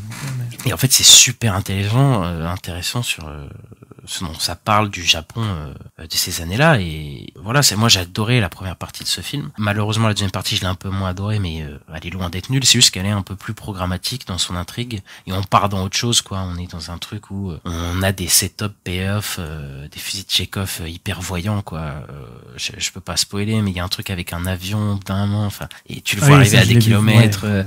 Il y a plein de trucs comme ça. Après, que tu vois venir. Fin du film, ça. Oui. Oui, non, c'est dans plein de films, mais ça a un côté un peu programmatique, enfin, où tu sens que la fin ça déroule, quoi, et tu connais. Mais en fait ça gâche pas le visionnage, parce que t'es impliqué, voilà, et on parlera après du côté spectaculaire, mais voilà, ça délivre quand même, quoi. Et il y a un côté un peu trop mélo dans le film, quoi, sentimental, surtout vers la fin, quoi, où là on te sort les violons et là vas-y, ils essayent de te faire chialer à grands coups de violon, et il y a même une révélation de fin que je trouve un peu abusée. Je peux pas révéler, mais ouais, c'est un peu trop, je trouve. Mais en fait, ça gâche pas tellement le film, parce que en fait l'histoire est émouvante dans tous les cas, quoi. Mais c'est juste qu'ils en ont trop rajouté, je trouve, dessus. Mais après c'est un film un peu naïf, donc on peut un peu lui pardonner quand même ça, quoi. Qu'on voit les ficelles ou quoi, c'est pas trop grave, je le trouve, dans ce film. Et voilà. Et après voilà, j'ai pas parlé d'un truc quand même important dans le film, mais il y a Godzilla, quoi. Et Godzilla, c'est des meilleurs Godzilla que j'ai vu sur grand écran, quoi. Enfin, vraiment, ce Godzilla, il est c'est toujours lié à la guerre nucléaire, voilà, comme il est à chaque fois, mais il est vraiment terrifiant, moi je trouve, dans cette version de Godzilla. Parce que là il a le côté on pourrait le checker là dans les Godzilla là, du Monsterverse ou quoi, là il est tout gentil, mais là il est iconisé, déifié là comme il faut, là le Godzilla, là pour le coup là c'est vraiment un dieu destructeur, et il est pas gentil du tout, ce Godzilla, quoi. Il est vraiment là pour tout défoncer, quoi. Il a vraiment un côté aussi prédateur, j'ai trouvé. Il ressemble beaucoup au T-Rex de Jurassic Park. C'est très bizarre de dire ça, mais la première séquence, donc on le voit chasser, quoi. Ça m'étonnerait pas que ce soit l'inverse à la base, mais tu sais. C'est inspiré de Godzilla pour faire le T-Rex dans Jurassic Park. Alors j'ai pas assez de connaissances sur Godzilla, les anciens Godzilla pour savoir ça, mais c'est vrai que c'est possible, mais enfin même dans la mise en scène, dans la manière dont il les regarde, ou Ou tu sais, quand il se déplace dans le noir, il a la tête même un peu baissée. Tu sais, on dirait comme le T-Rex qui regarde dans la voiture. Je sais pas si tu te souviens dans Jurassic Park. Et ils sont tétanisés, ils n'arrivent pas à bouger. Enfin, c'est vraiment, ça m'a vraiment rappelé ça. Elle est folle cette scène d'intro, quoi. Et c'est un film qui est filmé à hauteur d'homme, donc toutes les destructions de Godzilla, tous ces effets de gigantisme, bah voilà, on voit quasiment que du point de vue des civils. Et donc voilà, ça donne des trucs dantesques. Il y a des scènes de destruction de fou. Enfin, il y a le fameux rayon de Godzilla là. C'est vraiment une bombe nucléaire quoi qui te balance dans la tête, t'as l'impression quoi. Et voilà, il y a tout un travail de VFX qui est dingue. Enfin, moi je les vois quasiment pas les VFX dans ce film, alors que le film il a coûté apparemment moins de 15 millions de dollars quand même, ce qui est assez impressionnant quand tu vois des films qui ont coûté 200, 300 millions et qui sont pas du tout à ce niveau-là. Son design incroyable, je l'ai vu en Dolby Cinéma. Quand les lasers de Godzilla, qui balancent et l'explosion et tout, j'avais l'impression d'y être quoi. Et ouais, la musique est trop cool aussi. La musique est trop cool qui reprend un peu les thèmes de Godzilla des premiers thèmes de Godzilla. Elle est super et voilà. Enfin moi c'est un des meilleurs blockbusters cette année. Si on peut appeler ça un blockbuster, il a coûté apparemment pas très cher. C'est vrai que mais ouais, moi super je trouve ce film. Et toi, Ista, qu'est-ce que t'en as pensé de Godzilla -1? Godzilla -1, ouais. Écoute, moi j'ai adoré. Déjà, je tiens à dire que c'est mon premier film Godzilla japonais. J'ai pas vu Shin. J'en ai vu aucun en fait dans les japonais. Je connais que les Américains qu'on a tous vus, notamment celui d'Emmerich. À l'époque, c'est comme ça que j'ai connu Godzilla. Avant, je connaissais pas. Moi, j'avais une séance en ScreenX. C'était en Dolby, moi c'était en ScreenX. J'avais 3 écrans, 2 sur le côté, 1 devant. Que pour certaines scènes, mais c'était sympa, ça renforçait un peu l'immersion et tout. Sinon, je savais pas quoi. Je savais pas. Je connais le film, je savais qu'il sortait, je savais qu'il y avait Godzilla, et c'est tout ce que je savais. Je savais pas le contexte et tout. Je savavait pas que ça se passait en 1945, donc ça m'a surpris. Je m'attendais pas à ça. Moi, je m'attendais à Godzilla urbain qui se passe dans les années actuelles, quoi. Donc, qui allait buter Tokyo et voilà quoi. Et en fait ça m'a surpris en bien. Je me suis dit c'est cool, ça va donner un cadre différent, etc. Et moi l'histoire de Koichi, je l'ai trouvée super attachante, super intéressante et tout. J'aime bien ce qui se passe au niveau de la famille. Il crée une espèce de famille, mais en fait c'est pas une famille de sang, mais c'est une famille où il se met avec une fille, mais en fait, il n'est pas vraiment avec. Ils ont une autre fille, mais c'est une fille qui, en fait, sa mère est morte. Donc c'est c'est un peu la réunion des défavorisés, quoi. Ouais, c'est ça, ouais. Ouais, non, je trouvais que la famille est attachante, que Koichi, tout ça, c'est intéressant ce qui se passe. L'évolution de la famille, c'est de la fille, comment ils vont gérer la fille, qu'est-ce qu'il veut. Il veut pas se marier avec elle alors qu'il vit avec. En tout cas, j'ai trouvé qu'il y avait un vrai truc sur le côté humain, en fait. Ça s'intéresse beaucoup au côté humain, là où souvent les humains dans les films Godzilla, c'est un peu pas terrible, souvent. Après, j'ai pas vu Shin Godzilla, mais... En tout cas, dans les films américains... Shin Godzilla, c'est pareil aussi. Ah ouais, moi j'avais entendu que c'était un peu différent, que ça s'intéresse plus à l'humain quand même. En fait, ça s'intéresse aux institutions, mais les personnages, il y en a aucun qui est attachant ou quoi. D'accord. Ouais, là, t'as un héros, quoi. T'as un héros que tu suis du début à la fin. Moi, ça me va, j'aime bien quand il y a un personnage principal. Des fois, ça me perturbe quand on fait des trucs sans personnage principal. C'est efficace, et il y a beaucoup de passages en mer avec Godzilla. J'ai trouvé ça cool avec les bateaux et tout. Et des fois, ça m'a fait penser un peu tu parlais de Jurassic Park, moi, j'ai pensé aux Dents de la Mer pendant le film. De Spielberg, bizarre. mais il y a peut-être un truc. Il faudrait creuser, mais il y a peut-être une influence de Spielberg dans son cinéma. Après, dans tous les films, dans tous les blockbusters, au bout d'un moment, ça s'inspire de Spielberg, je pense. Ouais. Enfin, c'est pas normal, mais voilà, souvent c'est ça, quoi. Ouais, ça. Après, c'est le sentiment que j'ai eu dans la scène, mais voilà. Ouais, après, moi j'ai eu le même sentiment dans Godzilla quand des fois, il suit le bateau, et puis en fait, tu le vois à peine des fois, tu le vois même pas. Mais tu sais qu'il les suit, et ils font des pièges, des machins. Ça m'a fait penser à la fin des Dents de la Mer, où le requin il est dans l'eau et puis il lance des pièges, des machins. Après, ça renforce aussi son côté prédateur, mais des fois on voit juste son dos comme un requin, quoi. Ouais. On voit juste pas ses ailerons, mais je sais pas ce qu'il a dans le dos, quoi. Mais qu'est-ce qu'il se déplace dans l'eau et voilà, quoi, qui s'apprête à attaquer. Et les scènes de destruction, c'est On dit pas du destruct porn ou quelque chose comme ça, je crois qu'il y a un terme pour ça. Destruct porn. Destruction Je porn. connais pas cette expression. Mais si, je crois que ça se dit. Mais ouais, si vous aimez bien les villes qui explosent et tout, comme il y avait beaucoup dans les années 90, avec les Independence Day et tout, là on en a pour son argent. Donc c'est assez impressionnant. Dès qu'il sort son laser, là, je me souviens pas avoir vu Godzilla aussi puissant, en fait. Ou en fait que tu sens vraiment c'est le chaos, quoi. La puissance, la puissance du truc. Parce que c'est pas le plus destructeur, mais dans ses effets, dans sa mise en scène, on a vraiment l'impression que c'est le plus puissant. Alors que c'est ça. Parce que c'est pas celui qui fait le plus de dégâts. Parce que dans les films américains, je trouve que tu sens pas tellement la puissance, alors qu'il détruit des villes et tout, mais je sais pas, ça fait pas. Je sais pas, il y a un truc qui rend plus. Ouais, je sais pas. Bah, c'est moins bien mis en scène, tout simplement. ça doit être ça. Et puis le sound design aussi, je trouve, pour beaucoup. Enfin, vraiment, moi, je me suis pris des explosions dans la tête, voilà quoi. Aussi les musiques super. Je sais que je me suis dit plusieurs fois pendant le film que les musiques étaient chouettes. Ouais. Et il y a le thème de Godzilla qui revient 2-3 fois. Je crois que c'est le vieux thème des années 50, mais un peu remixé et qui est sympa à réentendre. Et ouais, non, moi c'était une super expérience, un des meilleurs films de l'année pour moi. Clairement, il sera peut-être dans ton top de l'année. Super personnages. Ouais, il y a moyen. Il y a des super personnages aussi secondaires. Notamment, moi j'aime bien le docteur qui est avec eux là, qui est voilà. Et même le capitaine, il est chouette. C'est vraiment, il y a des personnages attachants tout le long. Le récit, il est cool. Il se suit avec plaisir. Il y a des beaux effets spéciaux. Tu te demandes comment ils ont fait ça pour moins de 15 millions de dollars. Et ouais, c'est un film assez fou. Et franchement, ouais, c'est clairement un des meilleurs films de l'année, comme je disais. Il n'y a pas photo, quoi. Et bah, écoute, peut-être qu'il sera dans notre top de l'année, puisqu'on va faire un top de l'année à la fin de l'année, un top flop. Et bah, il est bien parti pour Ista, pour y être. Donc on verra ça. Ouais, très bien. On passe à la suite. Ouais, on passe à quoi? Bon, on va passer à notre sortie streaming de la semaine, puisqu'on va passer à notre sortie Netflix pour un nouveau film de Sam Esmail, Leave the World Behind, ou Le Monde après nous. Whatever it is, it's happening to all of us.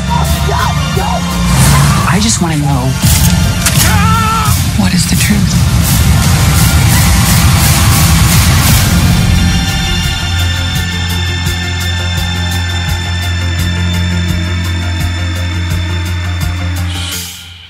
Une famille qui rêvait d'une pause dans une luxueuse maison de location plonge en plein chaos après une cyberattaque qui neutralise tout appareil et l'irruption de 2 inconnus. Le nouveau film de Sam Esmail, le showrunner de Mr. Robot, le papa de la série Mr. Robot, qui est assez réputé et assez connu pour être quand même une série de bonne qualité. Il revient ici avec un film qui divise énormément. Là, c'est le film qui divise le plus là, que j'ai vu depuis un moment. Hein. C'est vrai. Leave the World Behind, là, sur les réseaux ça se déchire. Il revient avec un film à 70 millions de patates.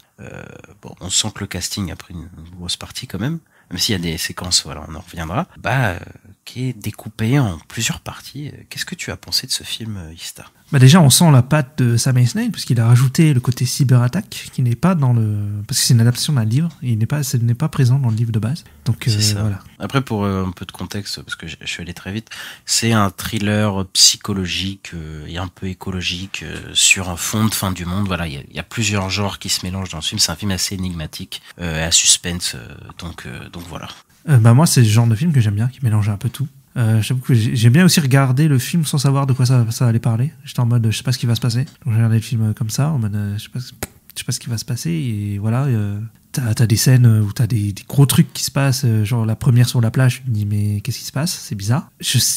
Alors moi je sais que j'ai beaucoup aimé la réalisation du film, la mise en scène du film. Notamment il y a un plan, je pense à un plan où tu vois Mahershala Ali donc avec sa fille et l'autre couple, ils sont séparés par la porte. Et tu vois à droite, à gauche, et ça fait un trait au milieu, et j'ai trouvé ce plan génial. Il y a plusieurs plans comme ça que je trouve très cool. La caméra qui s'envole des fois, qui part dans une autre pièce, qui passe d'une pièce à une autre.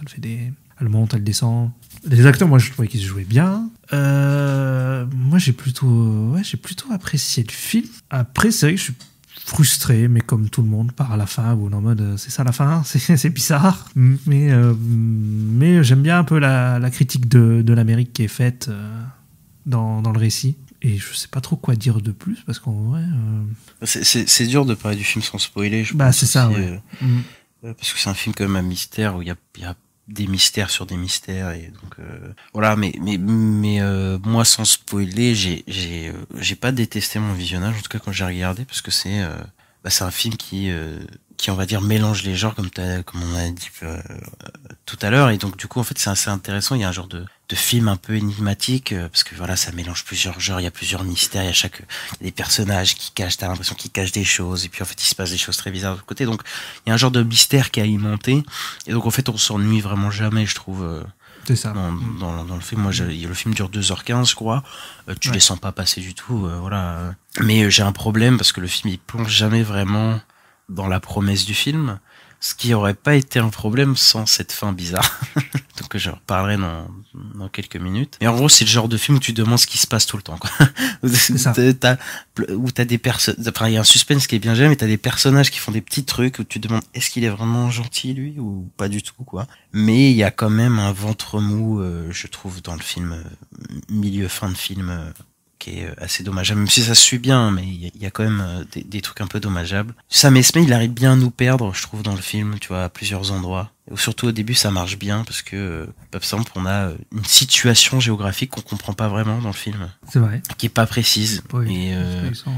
Mais c'est assez volontaire, je pense. Il y a un moment où Ethan Hawke, le personnage d'Ethan Hawke, va prendre sa voiture pour aller voir en ville, et il va pas y arriver. Et après, il va revenir, il va dire, je sais pas ce qui s'est passé, je sais plus où j'étais. Et en fait, ils sont complètement perdus, et on est complètement perdu avec eux, en fait, dans cette maison au milieu des bois, quoi. Ou pas des bois, mais en gros, genre de maison de campagne, avec de la végétation tout autour, qui est loin de la ville, quoi. Et donc voilà, je trouve qu'il enchaîne bien les idées de mise en scène.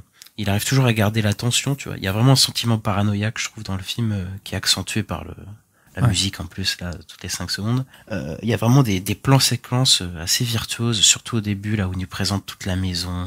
Et puis il y a pas mal d'idées de mise en scène, quoi. Il y a des scènes de catastrophe aussi qui sont folles, je trouve. Ouais, elles sont chouettes. Hein, ouais. Bien il y a une scène avec un bateau, par exemple, qui est assez tendue comme scène, et la meilleure scène du film pour moi, c'est la scène avec les Tesla. Ouais, incroyable. Où, a fait assez référence à un autre film avec plein de plans séquences que je vais pas citer, mais voilà, je trouve que ça tient vraiment la route, elle est vraiment bien faite, et moi en tout cas j'étais vraiment avec eux là sur le coup, j'étais vraiment tendu, quoi. Après je trouve que le film il en fait un peu trop, je pense, au niveau de la mise en scène, où il y a plein de plans vus de plafond, de plans zénithaux, il y a des scènes, c'est juste des chants contre chants, mais ils se sentent obligés de faire du style, d'accentuer, quoi, le côté malaise, quoi. En fait, j'ai l'impression qu'il veut prouver qu'il sait faire du cinéma, quoi. Ouais. Et donc, en gros, il est...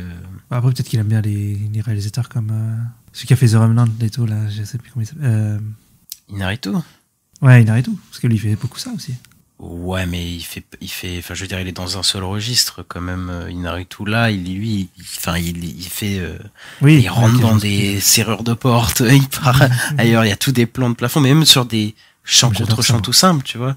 Ils sont obligés d'accentuer le truc, de faire des zooms, des recadrages, enfin, tu sais, il veut absolument, j'ai l'impression, montrer qu'il sait faire du cinéma, tu vois. T'as fait une vidéo YouTube, t'as tout le temps des zooms. non, pas comme ça non plus, plus pas. Hein.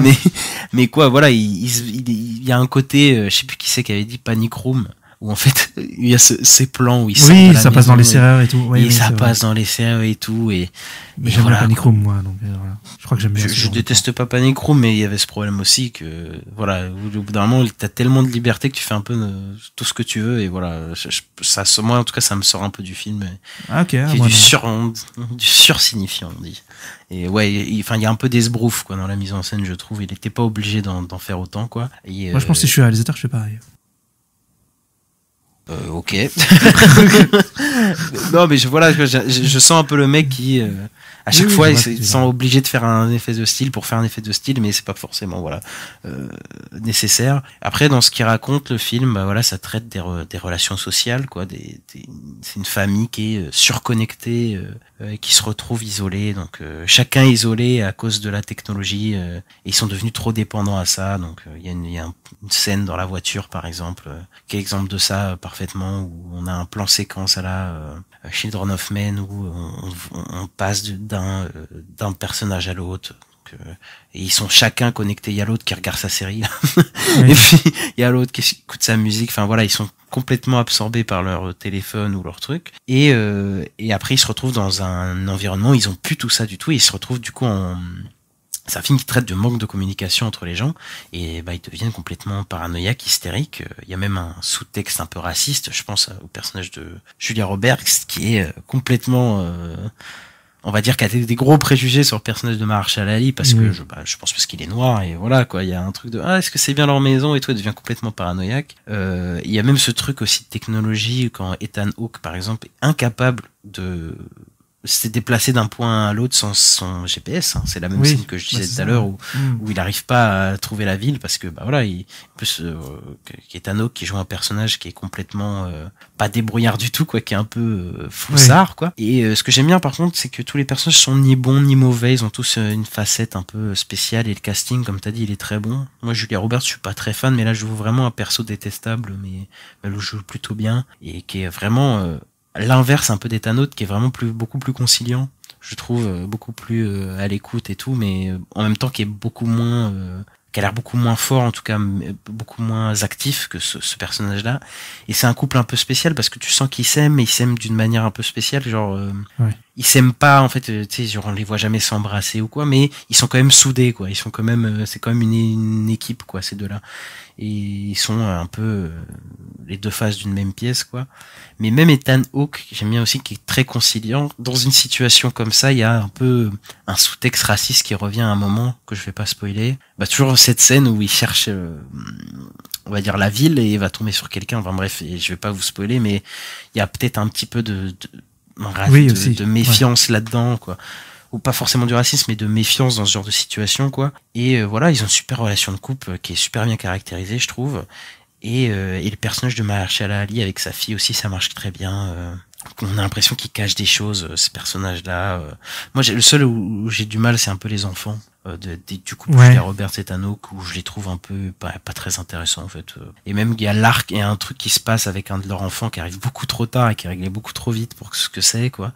Vers la fin, et c'est un peu mon problème que j'ai avec le film, c'est que en fait il te le tease mais genre au début du film, mais en fait ça arrive qu'à la fin.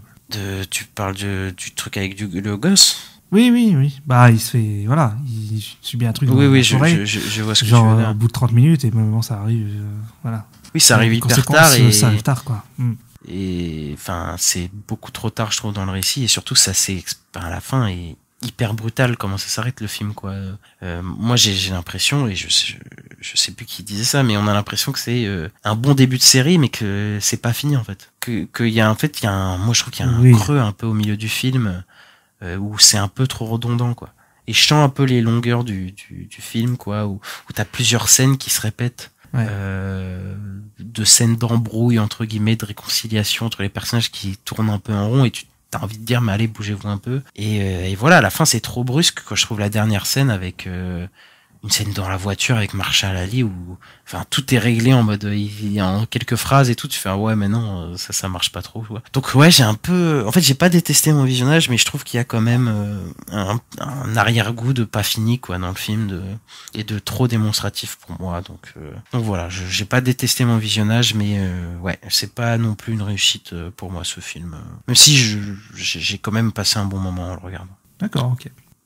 Et puis je conseillerais aussi les gens de le voir parce que les avis sont tellement différents qu'en fait faut peut-être se faire son propre avis sur le film. Ouais, je pense que tu peux avoir plusieurs lectures aussi sur le film, tu peux peut-être un peu relancer le débat, et je sais pas. Mais il y en a vraiment qui ont détesté, il y en a vraiment qui ont aimé, qui ont vraiment adoré, donc on vous conseille de le regarder quand même. C'était pas un mauvais film de toute façon, c'est pas un mauvais film. Non, je dirais pas que c'est un mauvais film non plus quoi, mais je trouve que c'est un peu un potentiel gâché. Voilà. Il est frustrant. C'est exactement. Et on va passer au dernier film de cette semaine, puisqu'on va vous parler de la sortie Illumination de cette semaine, Migration. Une famille de canards convainc leur père surprotecteur de partir en vacances durant leur migration de la Nouvelle-Angleterre en passant par New York jusqu'aux Bahamas. Tel est le synopsis de Migration, le nouveau film Illumination. Donc le studio qui vous a donné Moi Moche et Méchant, Les Mignons, Mario en début d'année. Et c'est leur nouvelle sortie et je vais vous en parler tout seul, puisque je l'ai vu tout seul et que je recommence à pas aux gens d'aller le voir, mais ça c'est autre chose. Alors c'est pas un film mauvais, voilà, parce que là j'ai fait le mec méchant, mais non, c'est pas un film mauvais du tout. Mais moi, j'ai commencé par les points positifs, voilà, parce que sinon j'ai l'impression que je vais pas les énoncer. Mais en gros, c'est un film qui se suit très bien, quoi. C'est un film qui est plutôt bien rythmé, qui a des très belles séquences, qui a quelques séquences qui sortent du lot, surtout les séquences de vol qui sont super bien animées. Voilà, il y a les battements d'ailes, les plumes, voilà, des passages dans la ville de New York, à des grandes envolées dans des forêts et tout. Enfin, c'est vraiment, il y a des moments très très beaux, quoi. Il y a une séquence que je trouve aussi incroyable, qui est pas du tout dans le registre de contemplation, mais dans un registre de comédie horrifique, qui marche super bien dans le début du film, quoi, où le personnage sont enfermés avec un autre, avec un pélican. Non, je sais pas ce que c'est comme oiseau, mais je vais pas dire ce que c'est parce que je vais me faire remonter les bretelles, mais voilà. Et en fait, on sait pas si la personne est méchante ou pas, et ça marche super bien parce que c'est hyper drôle, mais en même temps c'est hyper flippant dans certains côtés. Et ça, c'était vraiment bien fait, c'était vraiment une bonne idée. On voyage pas mal, il y a pas mal d'environnements, la ville, la cambrousse, la forêt, enfin tout ça, il y a plein de trucs. Très bien doublé parce que je l'ai vu en VF. Pio Marmaille et Laure Calamy, du coup, deux stars montantes du cinéma français. Enfin, montantes, ils sont déjà bien installés, mais voilà, moi je les aime beaucoup. Et voilà, c'est à peu près tout. Parce que, après, à part ça, moi... pas mal, ça va. C'est déjà pas mal, j'ai déjà sorti quelques trucs pas mal, tu vois. J'ai essayé de sortir des trucs qui sont pas trop dégueux. Mais voilà, niveau animation, pour moi, c'est la même 3D qu'on a depuis une vingtaine d'années, quoi. Et il y a rien de nouveau à ce niveau-là, visuellement. Les chara-designs sont pas très intéressants du tout, quoi, que ce soit pour les canards ou les autres oiseaux, les autres personnages qu'on rencontre, quoi. C'est vraiment... Enfin voilà, c'est un film banal avec un scénario banal de film d'animation hollywoodien, moi je trouve. Enfin vraiment, il y a un engouement en plus sur ce film, parce que bon, un engouement.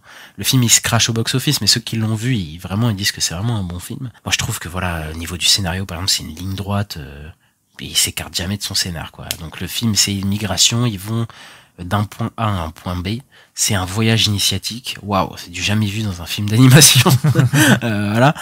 Où ils vont rencontrer des personnages plus ou moins comiques, au fur et à mesure de leur périple, avec toutes les figures qu'on a déjà vues. Donc la famille dysfonctionnelle, le père qui est surprotecteur de sa famille et qui du coup ça a des affects sur son couple, le fils qui veut s'émanciper de son père et pareil, il y a une recherche de liberté, il y a une petite sœur toute mignonne là.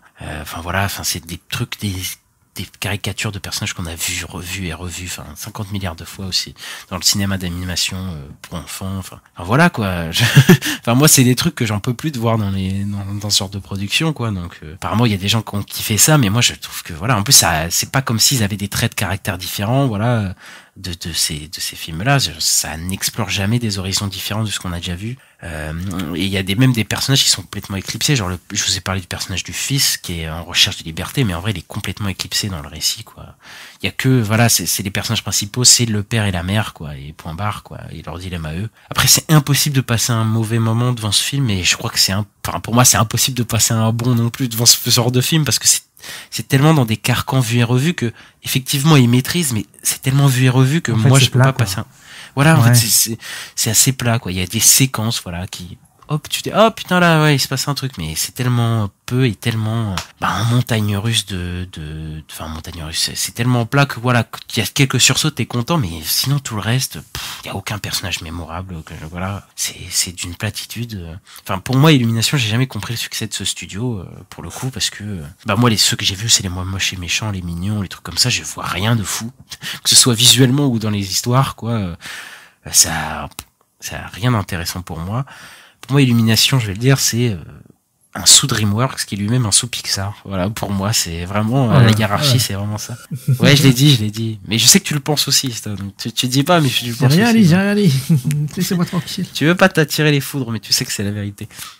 Enfin, voilà, quoi. C'est du déjà vu. Et comme à chaque fois j'ai l'impression avec Illumination, après j'ai pas vu leurs trucs là comme des bêtes ou des trucs comme ça, mais ça me donne pas du tout envie. Je dois avouer, je comprends pas du tout l'engouement avec ce studio.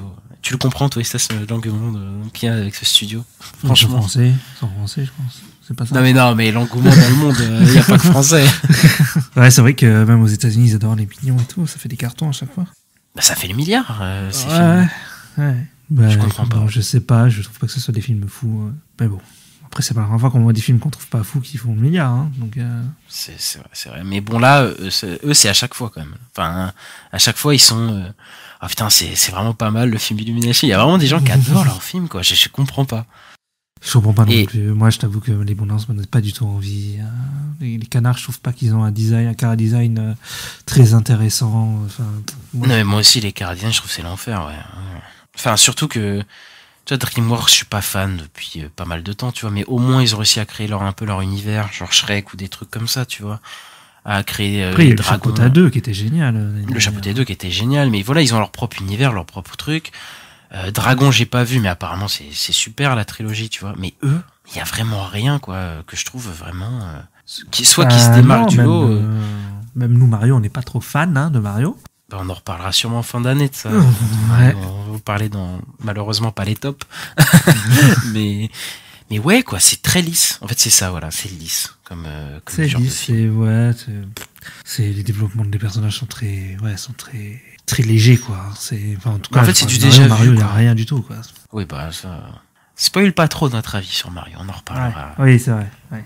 Après, j'ai pas vu Migration. Mais... Non, mais t'as raison, c'est ça. C'est vraiment ça, quoi. Et de toute façon, voilà, on vous en reparlera de Mario, d'Illumination, de ça en fin d'année. C'est tout ce que j'ai à dire dessus, c'est très plat. Je vous conseille pas d'aller le voir, il y a mieux. Il y a Godzilla Minus One. Ah bah merde, bah non. Il y a plus Godzilla Minus One. Allez voir Mars Express. C'est ça, bah il y a Mars Express qui est encore diffusé, moi, bien sûr, dans quelques cinémas, donc n'hésitez pas à voir ce film d'animation français qui est... Non, mais c'est pas le même public qui est visé, tu vois. C'est pour ça que j'ai rigolé. Certes, mais emmenez vos enfants voir Mars Express. Je sais pas ça, mais en tout cas, c'est beaucoup mieux. Bon, voilà, c'est fini pour les films de la semaine, et on va passer aux séries de la semaine. On va parler de la série habituelle de la semaine, tirée de Godzilla, encore une fois, mais malheureusement beaucoup moins bonne que Godzilla Minus One.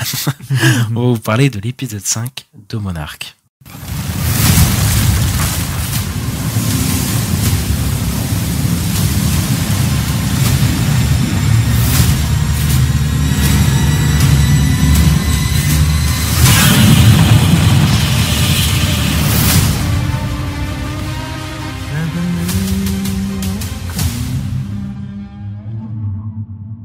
Alors dans le dernier épisode de Monarch, les personnages étaient c'est en Alaska, je crois. Ils se sont fait chasser par un gros monstre bleu qui était plutôt stylé, qui a voulu les bouffer. Ils arrivent à s'échapper à la fin de l'épisode. Et il y a un hélicoptère qui va les chercher et ils arrivent chez Monarch. Et donc on reprend à ce moment, juste après, où on voit que les personnages sont en prison. Enfin, sont emprisonnés en tout cas dans des cellules à part, par Monarch. Et voilà. Et alors, séduit par cet épisode 5, Ista ? Bah, j'avais vraiment pas aimé, nous deux, on avait vraiment pas aimé le dernier. Là, moi, je l'ai trouvé sympa. Moi, j'ai suivi sans déplaisir. Bon, il n'y avait pas de monstre, c'était un peu décevant qu'il n'y avait pas de monstre, mais j'ai bien aimé tout le côté background de Kate, dans les flashbacks, tout ça. Bah, tout ce qui... En fait, là, ça se concentre vraiment sur Kate. On voit sa mère, on voit enfin sa mère, parce que sa mère, elle était au téléphone avec elle dans le premier épisode, et moi, je m'étais dit, sa mère, il n'y aura pas un truc avec elle. Bah voilà, on l'a vu. C'était cool c'était plutôt chouette. Il y avait le côté Monarch aussi avec Lee, qui nous tease des trucs. Ouais, j'ai trouvé que le trio là marchait pas trop mal dans cet épisode-là, des trois acteurs, des trois jeunes, comparé aux autres. Là, je trouvais qu'il y avait un truc qui commençait à se créer entre eux. Après, voilà, c'était sympa. C'est pas ouais. Voilà. Pas de monstre, pas de séquence dans le passé. T'es déçu? Bah. Je suis pas forcément accroché à ça, mais c'est vrai que j'aime bien quand il y a des monstres, quand même, c'est cool. Les séquences dans le passé, faut voir ce que ça raconte, mais c'est vrai que ça fait 2 épisodes qu'il n'y a pas de séquence dans le passé. Je pense que ça va revenir, parce que c'est bizarre quand même. Ils font tout le générique là-dessus, et en mode, il y a 2 timelines, et on n'a qu'une timeline depuis 2 épisodes. Je trouve ça étrange. Peut-être qu'on va avoir un épisode qui va se passer que dans le passé. Bon, après, moi, je vais pas me plaindre de la séquence du passé, j'en ai rien à foutre. Parce que voilà, j'aime pas les personnages du passé. Mais en fait, cet épisode... après, j'aime bien faire ça dans l'épisode de Monarch, c'est qu'il te désamorce ce qui s'est passé à la fin de l'épisode dernier. Là, nos personnages, ils se font enfermer, ça dure 5 minutes et ils sont libérés. Oui, c'est vrai. Ouais. Et ils sont relâchés très vite, du coup... Après, ils sont relâchés, mais ils les suivent en scred. Voilà, quoi. Oui, mais après voilà, c'est une stratégie, mais genre on Ouais. te vend qu'ils vont être avec Monarch et en fait non, pas du tout, ils vivent leur vie. Enfin, après ils retournent du coup aux États-Unis. J'ai bien aimé dans cet épisode qu'on voit un peu je crois que c'est dans l'épisode 1 ou 2 qu'on voyait les répercussions un peu de Godzilla sur la population et là on retrouve un Oui. peu ça en ville où genre il y a une publicité qui parle de Godzilla et des événements et tout quand ils arrivent à l'aéroport. Puis là on retrouve la ville San Francisco, je crois, qui est dévastée, donc qui a été dévastée par par Godzilla. Et du coup voilà, on a des flashbacks et on voit ce que la ville était avant et ce qu'elle est maintenant. Donc on a un contraste entre les deux, quoi, avec une lumière hyper chaude. Ça, je trouvais ça hyper- cool, ça. Hmm. D'ailleurs il y a un clin d'œil. Je sais pas si c'est un clin d'œil, De mais ils quoi mettent J-Day -1 au bout d'un moment et je me suis dit, est-ce qu'ils font un clin d'œil à Godzilla -1 dans cet épisode parce qu'il sort? Tu crois? Je pense même pas. Hein. Bah, il y a écrit J-Day -1 et je me suis dit, mais en vrai, c'est. Ouais, mais il y a -2 aussi. Il y a -2 et après. Oui, il y a -2 et après il y a -1 et je me suis dit, Ouais. en vrai, c'est possible vu que le film il sort, c'était comme par hasard la semaine où il y a ça. Je me dis, putain, s'ils ont pensé à ça, ils sont forts, quoi. Enfin bref, voilà, c'était un petit aparté. Et voilà, j'ai bien aimé ce côté, voilà, revisiter les débris, les décombres. J'aime beaucoup aussi la relation que Kate a avec sa mère. Ouais. C'est assez touchant. Du coup, on voit j'aime bien le passé de Kate, qu'on voit comment elle était avec ses élèves, tu vois. Parce que bon, moi, j'avais complètement zappé qu'elle était Pareil.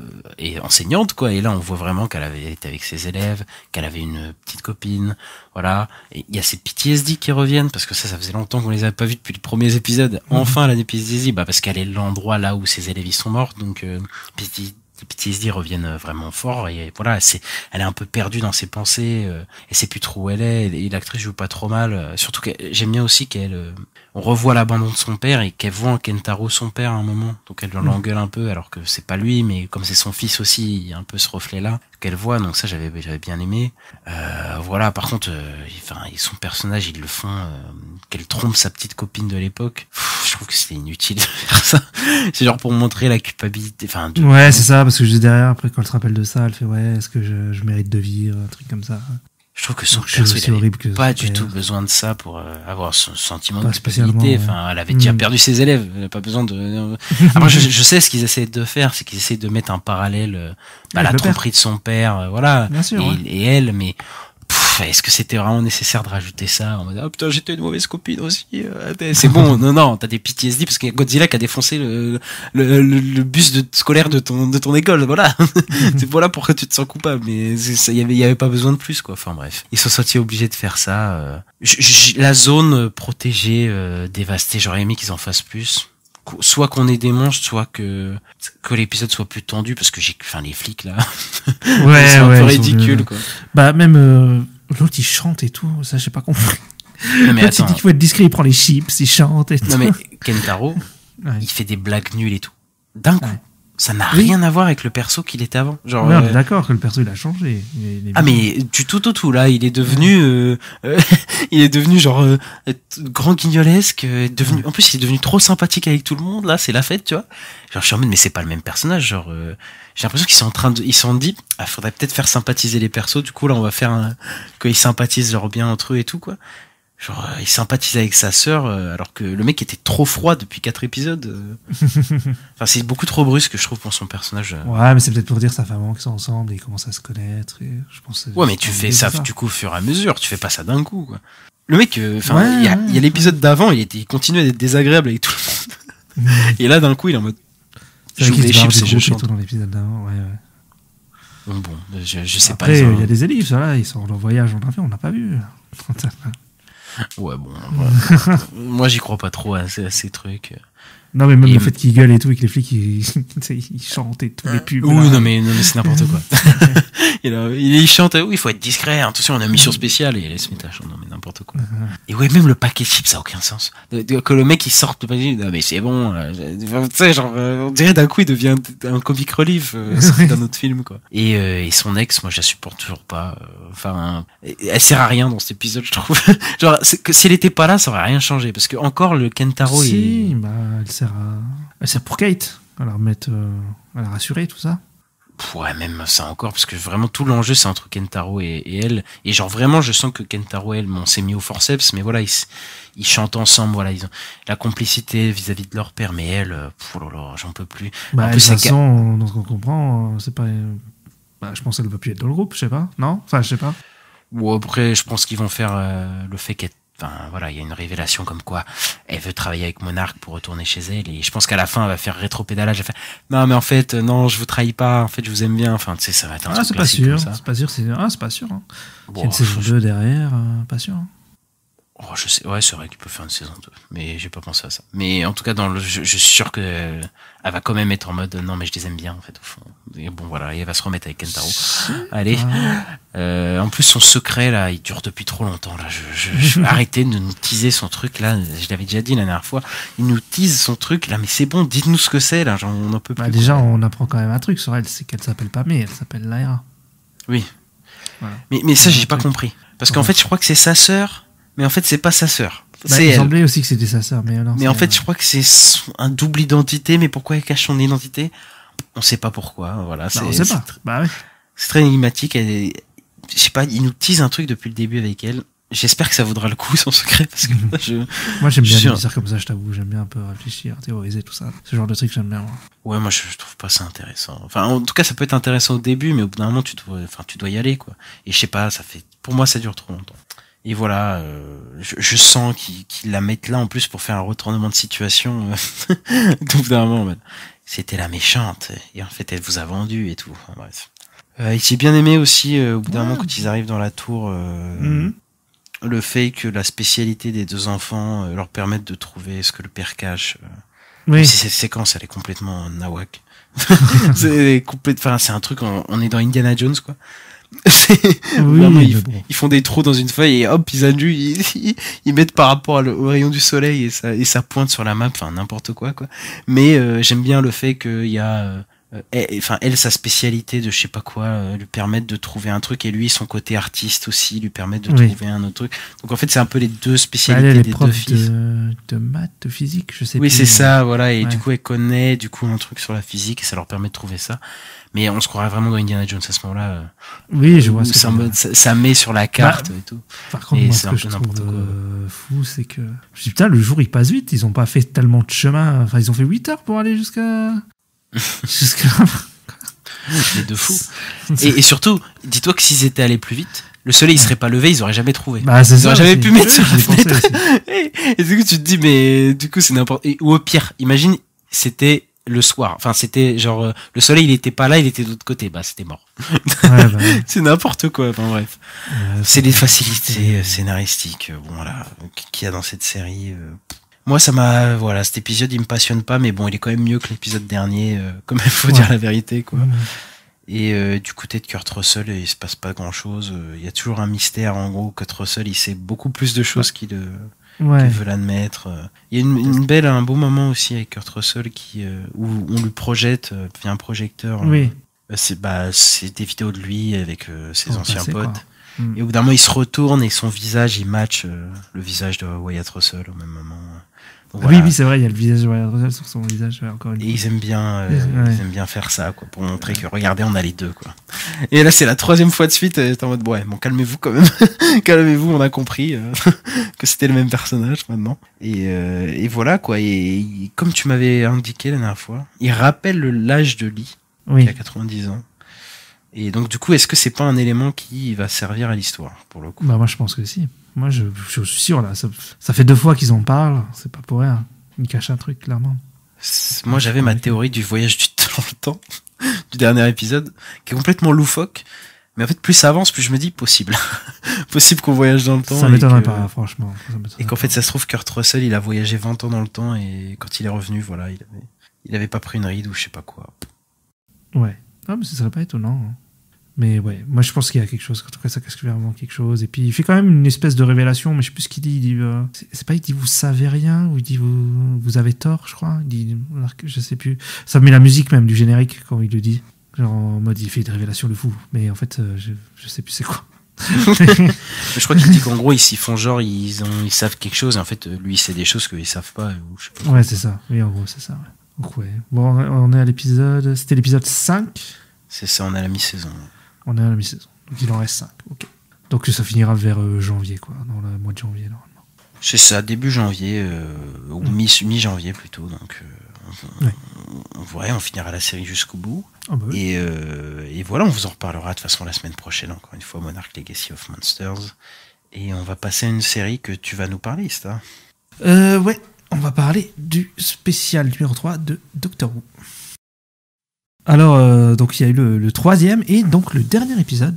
Donc le dernier épisode du spécial 60 ans. Donc c'était les 60 ans de la série. Pour fêter ça, ils avaient sorti 3 épisodes. Et donc le 3e épisode, qui était très cool, qui avait un très bon rythme, qui a des passages un peu loufoques, un peu what the fuck. Il y a des refs à des vieux personnages de Doctor Who.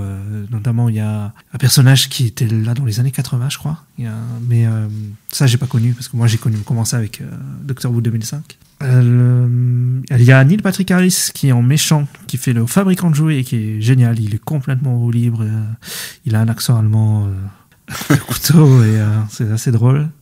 David Tennant, super. Tout le casting génial. Très prenant. Franchement, ça court partout. T'es à fond dedans. Ça dure 1 heure. Il n'y a pas un seul temps mort. C'est vraiment chouette. Il y a un peu de l'horreur dans celui-là. Encore une fois, j'avais pas déjà parlé un peu d'horreur, mais là il y a des trucs qui m'ont fait penser un peu à la série Evil Dead, où il y a un moment, il y a une petite poupée qui attaque Ash dans Ash versus Evil Dead, et il y a un peu un genre de truc similaire. Donc il y a l'arrivée de Ncuti Gatwa dans son épisode. Ça y est, dans cet épisode, à la fin de l'épisode, ça y est, il arrive, le nouveau docteur. Et il y a un truc qui fait un peu polémique dans ce qui s'est passé à la fin de cet épisode. Alors je vais en parler un peu, alerte spoil. C'est qu'en fait, normalement, le docteur, tu vois, il se régénère. Ça devient un nouveau perso. C'est lui qui se transforme. Là, ça commence comme ça, tu crois qu'il va se transformer. Et tout d'un coup, il fait tirez-moi sur les bras, parce qu'il y a 2 meufs avec lui, là. Et ce qui se passe, c'est qu'en fait, il y a le 2e docteur, il sort de son corps, et en fait, ils font ce qu'ils appellent une bigénération. Donc maintenant, il y a 2 docteurs dans Doctor Who. C'est-à-dire que David Tennant, il est toujours là, et il va vivre sa vie, quoi. Il va se reposer, et en fait, le nouveau docteur, ça va être... Voilà, Ncuti. Et Ncuti, en 10 secondes, il m'a convaincu. Il est génial. Il est super. Franchement, j'ai hâte de voir sa saison, quoi. Ça va commencer avec l'épisode de Noël, donc qui sort le 25 décembre, où ça va être sa première aventure. Et j'ai grave envie de voir, parce que là, il m'a convaincu de ouf. Franchement, l'épisode était super. Lui, il est super charismatique, il est super attachant dès le départ, en 5 minutes, quoi. Même pas 5 minutes, t'as envie de en voir plus. Et écoute, là, si vous voulez vous mettre à Doctor Who, ça va être le moment, parce que en fait, c'est un docteur, comme j'ai dit, que voilà, tu sais, il se sépare. Ça fait que c'est un peu un nouveau docteur, tu vois. Donc ça a un côté un peu reboot, vraiment, là. Donc voilà, le premier épisode de Noël. Si vous avez envie de commencer Doctor Who, allez-y, quoi, parce que ça va être le début d'une nouvelle aventure. Et voilà. Est-ce que tu sais quand la nouvelle série va commencer, du coup ? On n'a pas de date, je crois. C'est l'année prochaine, mais on n'a pas de date. Ok. Mais c'est le premier épisode, ça va être le spécial Noël. D'accord. Parce qu'il va avoir son compagnon, parce que le docteur a toujours un compagnon avec. Ça peut être une meuf, ça peut être un mec. Bon, généralement, c'est une femme, il me semble, tout le temps. Mais des fois, il y a des couples, par exemple, avec lui. Voilà. Des fois, ils sont 3 en tout. Mais ça va arriver. Mais là, on va avoir le début, vraiment, avec l'épisode de Noël. Qui a l'air de... J'ai vu les bandes annonces, il a l'air d'avoir ça a l'air de partir plus dans un délire fantasy, parce que notamment, il a l'air de se retrouver dans un bateau volant avec des gobelins. Donc, j'ai assez hâte de voir ça. Ils vont peut-être sortir un peu du côté science-fiction que tu avais plus dans les saisons d'avant, pour partir plus vers un truc fantasy. En tout cas, on va voir, mais ça a l'air sympa. Voilà. Ok, donc, c'est 3 petits épisodes, un bon bilan. Du coup, c'est un bon petite surprise, quoi. Ouais, c'était cool. Puis c'est dispo sur Disney+, ça fait que maintenant on galère plus à avoir une diffusion. On peut les regarder facilement, quoi. Donc ça, c'est chouette. Et là, ça va être pareil. Les prochains qui arrivent, ça sera directement sur Disney+, en même temps qu'en Angleterre. Donc ça donne des horaires pas comme Ahsoka, où il faut se lever à 3h du mat, ou Loki, pour regarder quand ça sort. Tu peux regarder ça, à 19h30, voilà. Donc ça, c'est cool. C'est cool. Et c'est fini pour les sorties de la semaine, cette semaine. Ouais. On va passer à la chronique box-office. Et premier du box-office, cette fois-ci, on retrouve Le Garçon et le Héron, qui est tout fraîchement sorti aux États-Unis et qui a déjà rapporté 12,84 millions là-bas. Il a rapporté 89 millions à l'international, donc ça fait un total de 101 864 000 dollars pour Le Garçon et le Héron, qui est la première fois qu'un film japonais arrive premier du box-office de la semaine aux États-Unis. Et d'après le producteur Toshio Suzuki, le producteur du film, c'est le film le plus cher jamais produit au Japon, ce film-là. Et il a rapporté 101 millions à l'international en tout. Parce qu'on n'a pas le budget, quoi. Mais bon. on n'a pas le budget, mais en tout cas, il doit être assez cher, quoi. Mais en tout cas, il a une bonne campagne aux États-Unis qui s'annonce, puisqu'il démarre plutôt pas mal, quoi. Au final, c'est une des plus grandes réussites d'un film japonais, je crois.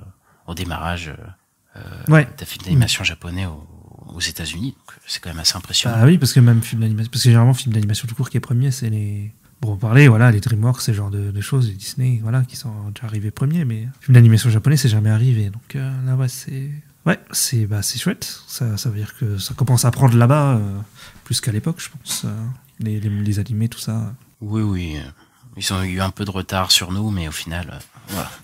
Ils sont mis à l'animation japonaise aussi. C'est ça. En deuxième, on a The Hunger Games qui se maintient très bien.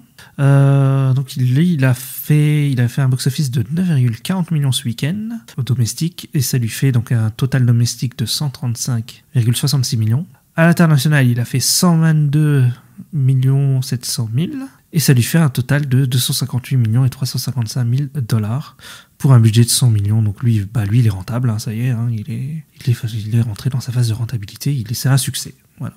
Ouais, il continue sa belle lancée. Voilà. Il s'est rentabilisé, il va être clairement, ça va être plutôt un succès. Il se maintient au box-office en plus, il reste deuxième, ce qui est plutôt pas mal.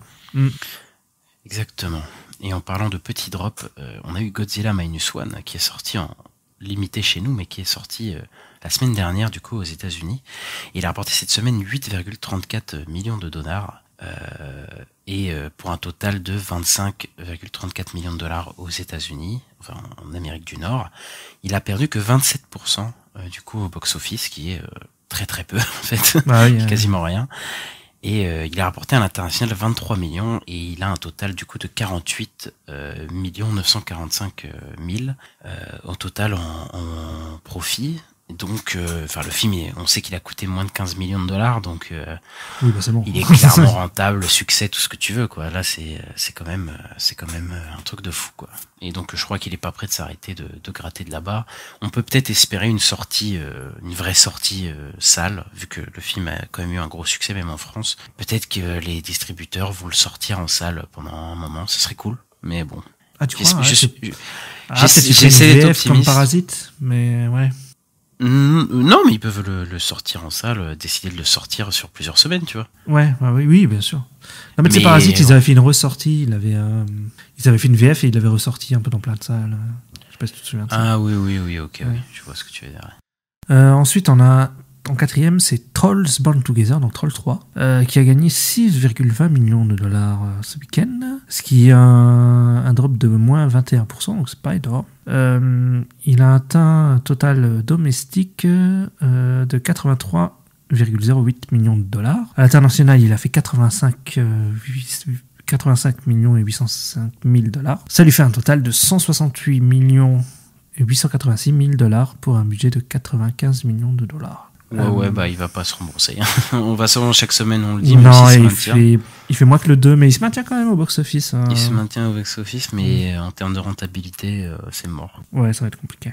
Ensuite, on retrouve Wish qui se maintient avec sa petite main au box-office, au top 5 du box-office américain.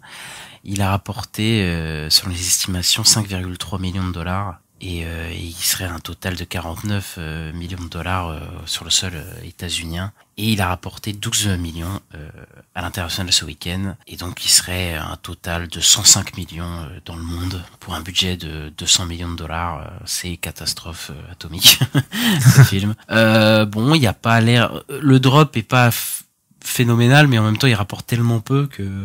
C'est ça aussi. de toute façon... la campagne de réhabilitation à la Elemental, elle est pas partie pour l'instant, donc je crois pas que ça va arriver. Je pense pas non plus. Hein. Il a passé les 100 millions, mais bon. En vrai, il a un box-office un peu similaire à The Marvels. Hein. C'est un peu la même chose. Il commence à 45 millions, 49, je sais plus, mais ouais. Mais ben, ça se trouve, il fera même pas les 200, lui. Hein. Lequel? Wish, oui. Ouais, il y a moyen. C'est vrai que là, c'est compliqué. Ouais. Bah, notamment par les The Marvels. The Marvels, ça vient de passer les 200 millions de dollars au box-office mondial, voilà. Il vient de passer le cap symbolique, mais bon, là, sa diffusion, elle est quasiment arrêtée, quoi. Enfin, là, là, c'est mort. C'est mort et c'est fini. C'est mort et enterré. Ça restera le plus gros échec de Marvel Studios, hein. Voilà. Jusqu'ici, ouais. Ah ouais. En oui, attendant Deadpool 3, qui fera sûrement bien plus. Plus au box-office. Voilà, l'année des échecs Marvel, mais bon, on en a déjà parlé. On va revenir dessus toutes les 5 secondes. D'un autre côté, on a Napoléon qui a dépassé les 170 millions. Je crois qu'il était à 150 la semaine dernière. Je sais plus. Je sais plus du tout. Mais... Je sais plus à combien il était, mais voilà, il continue sa petite course. Est-ce qu'il finira à 200 millions? Je sais pas. Étant donné qu'il y a des rapports... Il fait mieux que Killers of Flower Moon, je crois. Il fait à peu près pareil. Hein. Non, t'avais bien raison, il l'a dépassé de 15 millions. Et le film, il a coûté moins cher, je crois, que Killers of the Flower Moon. Il y a des rapports qui disent 150 millions, d'autres plus, d'autres moins. Voilà, il doit être dans ces environs-là, donc c'est pas un flop du tout. Et de toute façon, il y a la sortie 4 heures qui va sortir dans un mois. donc voilà. Ouais, après c'est un peu spécial Napoléon, parce que je dis c'est pas un flop, mais un autre film on aurait dit que c'est un flop parce que c'est. Oui, non mais oui c'est ça. C'est parce qu'il avait pas la rentabilité comme objectif, voilà. Et vu que c'était un film de plateforme à la base. Et du coup, on va parler aussi de Wonka parce qu'il sort la semaine prochaine chez nous, mais il est déjà sorti à l'international dans plusieurs endroits là avec Timothée Chalamet qui fait la tournée du monde entier là, il a rapporté 43,2 millions dans son week-end opening du coup à l'international, alors qu'il était projeté à entre 30 et 35 millions, donc il fait plus que les estimations, donc peut-être qu'il va tout péter au box-office et il y a moyen. Ouais. Ils peuvent peut-être faire une Hunger Games quoi. Il y a moyen. Ouais, c'est terrifiant. En plus je me suis rappelé d'un truc parce que j'ai vu un tweet tout à l'heure qui parlait du film et je me suis rappelé que c'était une comédie musicale et j'avais complètement oublié. Je sais pas si tout le film est une comédie musicale, mais je crois qu'il y a des passages. Il y a des chansons et il y en aurait quoi. Parce que je crois que le vieux film, parce qu'en fait il y en a beaucoup qui l'attachent au film de Burton, mais en fait faut pas c'est plus attaché au vieux film. Je sais plus comment il s'appelle l'acteur, mais le film des années 50 je crois. Enfin le vieux film quoi. Et il y avait beaucoup de chansons je crois dedans. Ouais, moi je l'ai pas vu. Donc je vais te dire la vérité. Je l'ai pas vu non plus. Je suis un mauvais élève. Mais après je crois que c'est années 50, t'es peut-être allé un peu loin. Mais, ouais, peut-être. Ouais, c'est possible. Je crois que c'est plus années 70, 80. Ouais, mais oui. Bah écoute, moi je l'attends pas du tout. On vous en parlera sûrement la semaine prochaine. Écoutez, mais ça fait flipper. Ouais, sinon, juste des petites nouvelles de l'IMAX. Donc, l'IMAX, ils ont gagné 1 milliard de dollars. Donc, c'est la troisième fois, c'est la troisième année où ils ont gagné 1 milliard à l'IMAX. Les autres années, c'était 2019 et 2018. Donc, bon, les années où il y a eu les 2 Avengers. Et voilà, et puis 2019, il y a eu Star Wars et tout. Enfin, 2019 est une année de fou. Donc là, ils auraient leur troisième année avec 1 milliard, et c'est notamment grâce à Oppenheimer et Avatar 2 qui nous ont beaucoup aidés, quoi. Oui, bah là, une grosse campagne de Nolan pour aller voir le film en IMAX d'Oppenheimer. Ouais. Voilà, il y a eu pas mal de films. Bah, je crois que ça se démocratise de plus en plus le IMAX. Ils ont fait une campagne pour démocratiser. Ça a l'air de marcher. Hein. Je crois qu'il y a de plus en plus de gens qui vont voir des films en IMAX ou des trucs en spécial, quoi. Après, c'est surtout aux États-Unis. Nous, on n'en a pas trop. Oui, surtout IMAX en France. Surtout, on n'a pas de vraie salle IMAX en France, il me semble. C'est ça. Donc voilà, mais même en France, les trucs à IMAX, je crois que c'est rempli quand même. Ouais. Je crois que ça marche plutôt bien. Donc, on verra les années d'après, mais je crois que c'est en train d'avoir de plus en plus d'ampleur dans le monde. Voilà, il y a moyen. 1 milliard, alors qu'on n'est pas sur une année 2018-2019, mais pourtant on a dépassé le milliard, tu vois. C'est vrai que c'est ça qui est étonnant, alors qu'en vrai, il y a eu beaucoup de flops cette année. Il y a eu beaucoup de. Ouais, il y a eu beaucoup de flops. C'est que ça devient de plus en plus populaire. Hein. C'est comme ça. Tant mieux. Après, s'il peut y avoir des salles IMAX en France qui arrivent, ce serait bien. C'est possible que dans les années à venir, Il y a de l'investissement là-dedans. Bah, moi, je suis pas loin du Luxembourg et je crois qu'ils ont ouvert une salle IMAX dans un Kinépolis. Donc bon, c'est possible que ça arrive, quoi. Ce serait pas du tout impossible. Et bah voilà, c'est fini pour la chronique box-office. Ouais. On va vous parler, avant de nous quitter, des sorties de la semaine prochaine. Et ben on retrouve Les Trois Mousquetaires Milady, donc la deuxième partie du diptyque Les Trois Mousquetaires, qui était d'Artagnan, le premier, il me semble. Ouais. Et ben voilà, c'est la suite. On nous avait laissé sur un cliffhanger et voilà, on vous en parlera sûrement la semaine prochaine. Du blockbuster français, blockbuster à la française, Les Trois Mousquetaires, l'adaptation de Alexandre Dumas. Tu vas aller le voir, Ista? Bah, je pense, oui, il faut qu'on en parle. J'ai vu le premier, donc voilà. Je sais pas, voilà, je me suis dit peut-être t'as hypé, voilà. Pas spécialement, non. Après, j'avais pas détesté le premier, mais bon, j'en ai pas, en fait, je m'en souviens plus trop. Donc, j'ai vu en début d'année, mais j'ai pensé, voilà. Bah, t'inquiète pas, ils te font un petit récap au début, parce que moi, je l'ai vu en avant-première. T'inquiète pas, ils te font un récap. Ah, super, merci à eux. là, dans mon ciné, ils repassent d'Artagnan lundi et mardi. Oui, là, ils font des doubles séances aussi, des fois, là, avec les deux. Et donc, sinon, il y a Wonka aussi, dont on parlait tout à l'heure. Voilà, on parlait dans le box-office. Effectivement, ça arrive mercredi. Il y a eu des avant-premières aujourd'hui, il y en a mardi. Voilà. Bah oui, non, mais non, on enregistre dimanche. Non, qu'attends. Ça sortira. Ouais. Il y en a une ce soir. Voilà. Mais ouais. Oui, il y a des avant-premières aussi qu'il y a eu dimanche. Et là, voilà, ça va sortir. On vous en parlera peut-être. Moi, je vais sûrement le voir en mardi, enfin ce soir en avant-première. Et voilà. Sinon, on a un autre film qui est pressenti pour rafler pas mal de trucs, surtout aux Oscars. Un film de Céline Song qui s'appelle Past Lives, qui sort au cinéma, qui est sorti dans des moyens pas très légaux. Il est sorti aux États-Unis en fait il y a 6 mois, je crois, un truc comme ça. C'est ça, et là il sort au cinéma, donc moi j'irai le voir au ciné. Et ouais, bah il fait beaucoup parler, donc moi j'ai hâte de le voir. Il a l'air vraiment pas mal. Ouais, je confirme qu'il est pas mal. Voilà. Oui, c'était ton voyage aux États-Unis, c'est vrai. C'est ça, c'était mon voyage aux États-Unis là, c'était Et bah on en parlera peut-être aussi la semaine prochaine. Et il y a la suite de Chicken Run qui arrive, donc Chicken Run, la menace Nugget, un film Netflix. Donc bah c'est cool, les studios Harman qui reviennent avec un nouveau film. Bah, c'est chouette, voilà.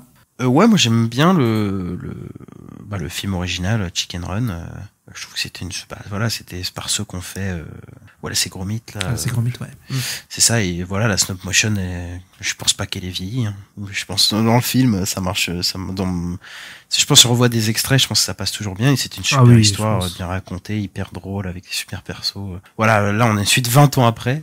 Donc voilà, bon, on est dans l'ère des suites, tout ça, donc voilà. Ouais, un peu hypé quand même, un peu hypé par le film, quoi. J'ai envie de voir ce que ça donne, mais bon, j'ai pas envie que ça ait le syndrome de la suite de trop, quoi. Ouais. Enfin, après, parce que là, la on suite, suit elle est pas pas les nécessaire. mêmes personnages, je crois. Je crois que c'est ça. Si. Hein. Enfin, en tout cas, les Ginger et tout. Oui, non, si. Les persos de base, ils sont toujours là. Ouais, écoute, on verra, parce que moi, c'est pas ce que j'avais entendu. Donc, de ce que je vois, les personnages reviennent. Donc Ginger, Rocky, qui étaient les deux personnages principaux. Sauf que cette fois-ci, ils ont une fille, apparemment. Ah, ok. Ouais, mais tu suis la fille, je pense. Peut-être réponse sur Netflix la semaine prochaine. La fille qui est jouée par Bella Ramsey, je viens de voir. Et on verra ça, on vous en parlera sûrement la semaine prochaine. Yes. Et voilà, c'est fini pour cette semaine bien remplie. Et n'oubliez pas de parler du podcast à vos amis, hein, pour mettre les 5 étoiles, tout ça, quoi. De mettre les 5 étoiles, évidemment, de vous abonner selon votre plateforme, de mettre le pouce en l'air, de nous suivre sur les réseaux sociaux, @la nuit des sorties sur Twitter. Et voilà, puis on se retrouve la semaine prochaine pour parler d'un tas d'autres trucs. Ouais, on parlera de Wonka, on va tous chanter en chœur, ça sera génial. Alors, Ista va chanter, moi moins, mais en tout cas, on pas vous du donne tout. rendez-vous. Je vous fais voilà, Ista l'a dit ici, la semaine prochaine il chantera, donc il faudra être là. Si tu chantes pas, tu vas les décevoir. Ouais, effectivement. Vous allez être déçus, en tout cas, même si je chante. Voilà, vous inquiétez pas, je vais le faire chanter. Je vais réussir à le faire chanter, je vais l'enregistrer quand il ne sera pas. Enfin bref, on va se quitter là-dessus, sur un petit chant d'Ista. On se retrouve la semaine prochaine. À toi, Ista. Salut! Ah bah merde, il a pas chanté. Bon allez, salut. Ciao.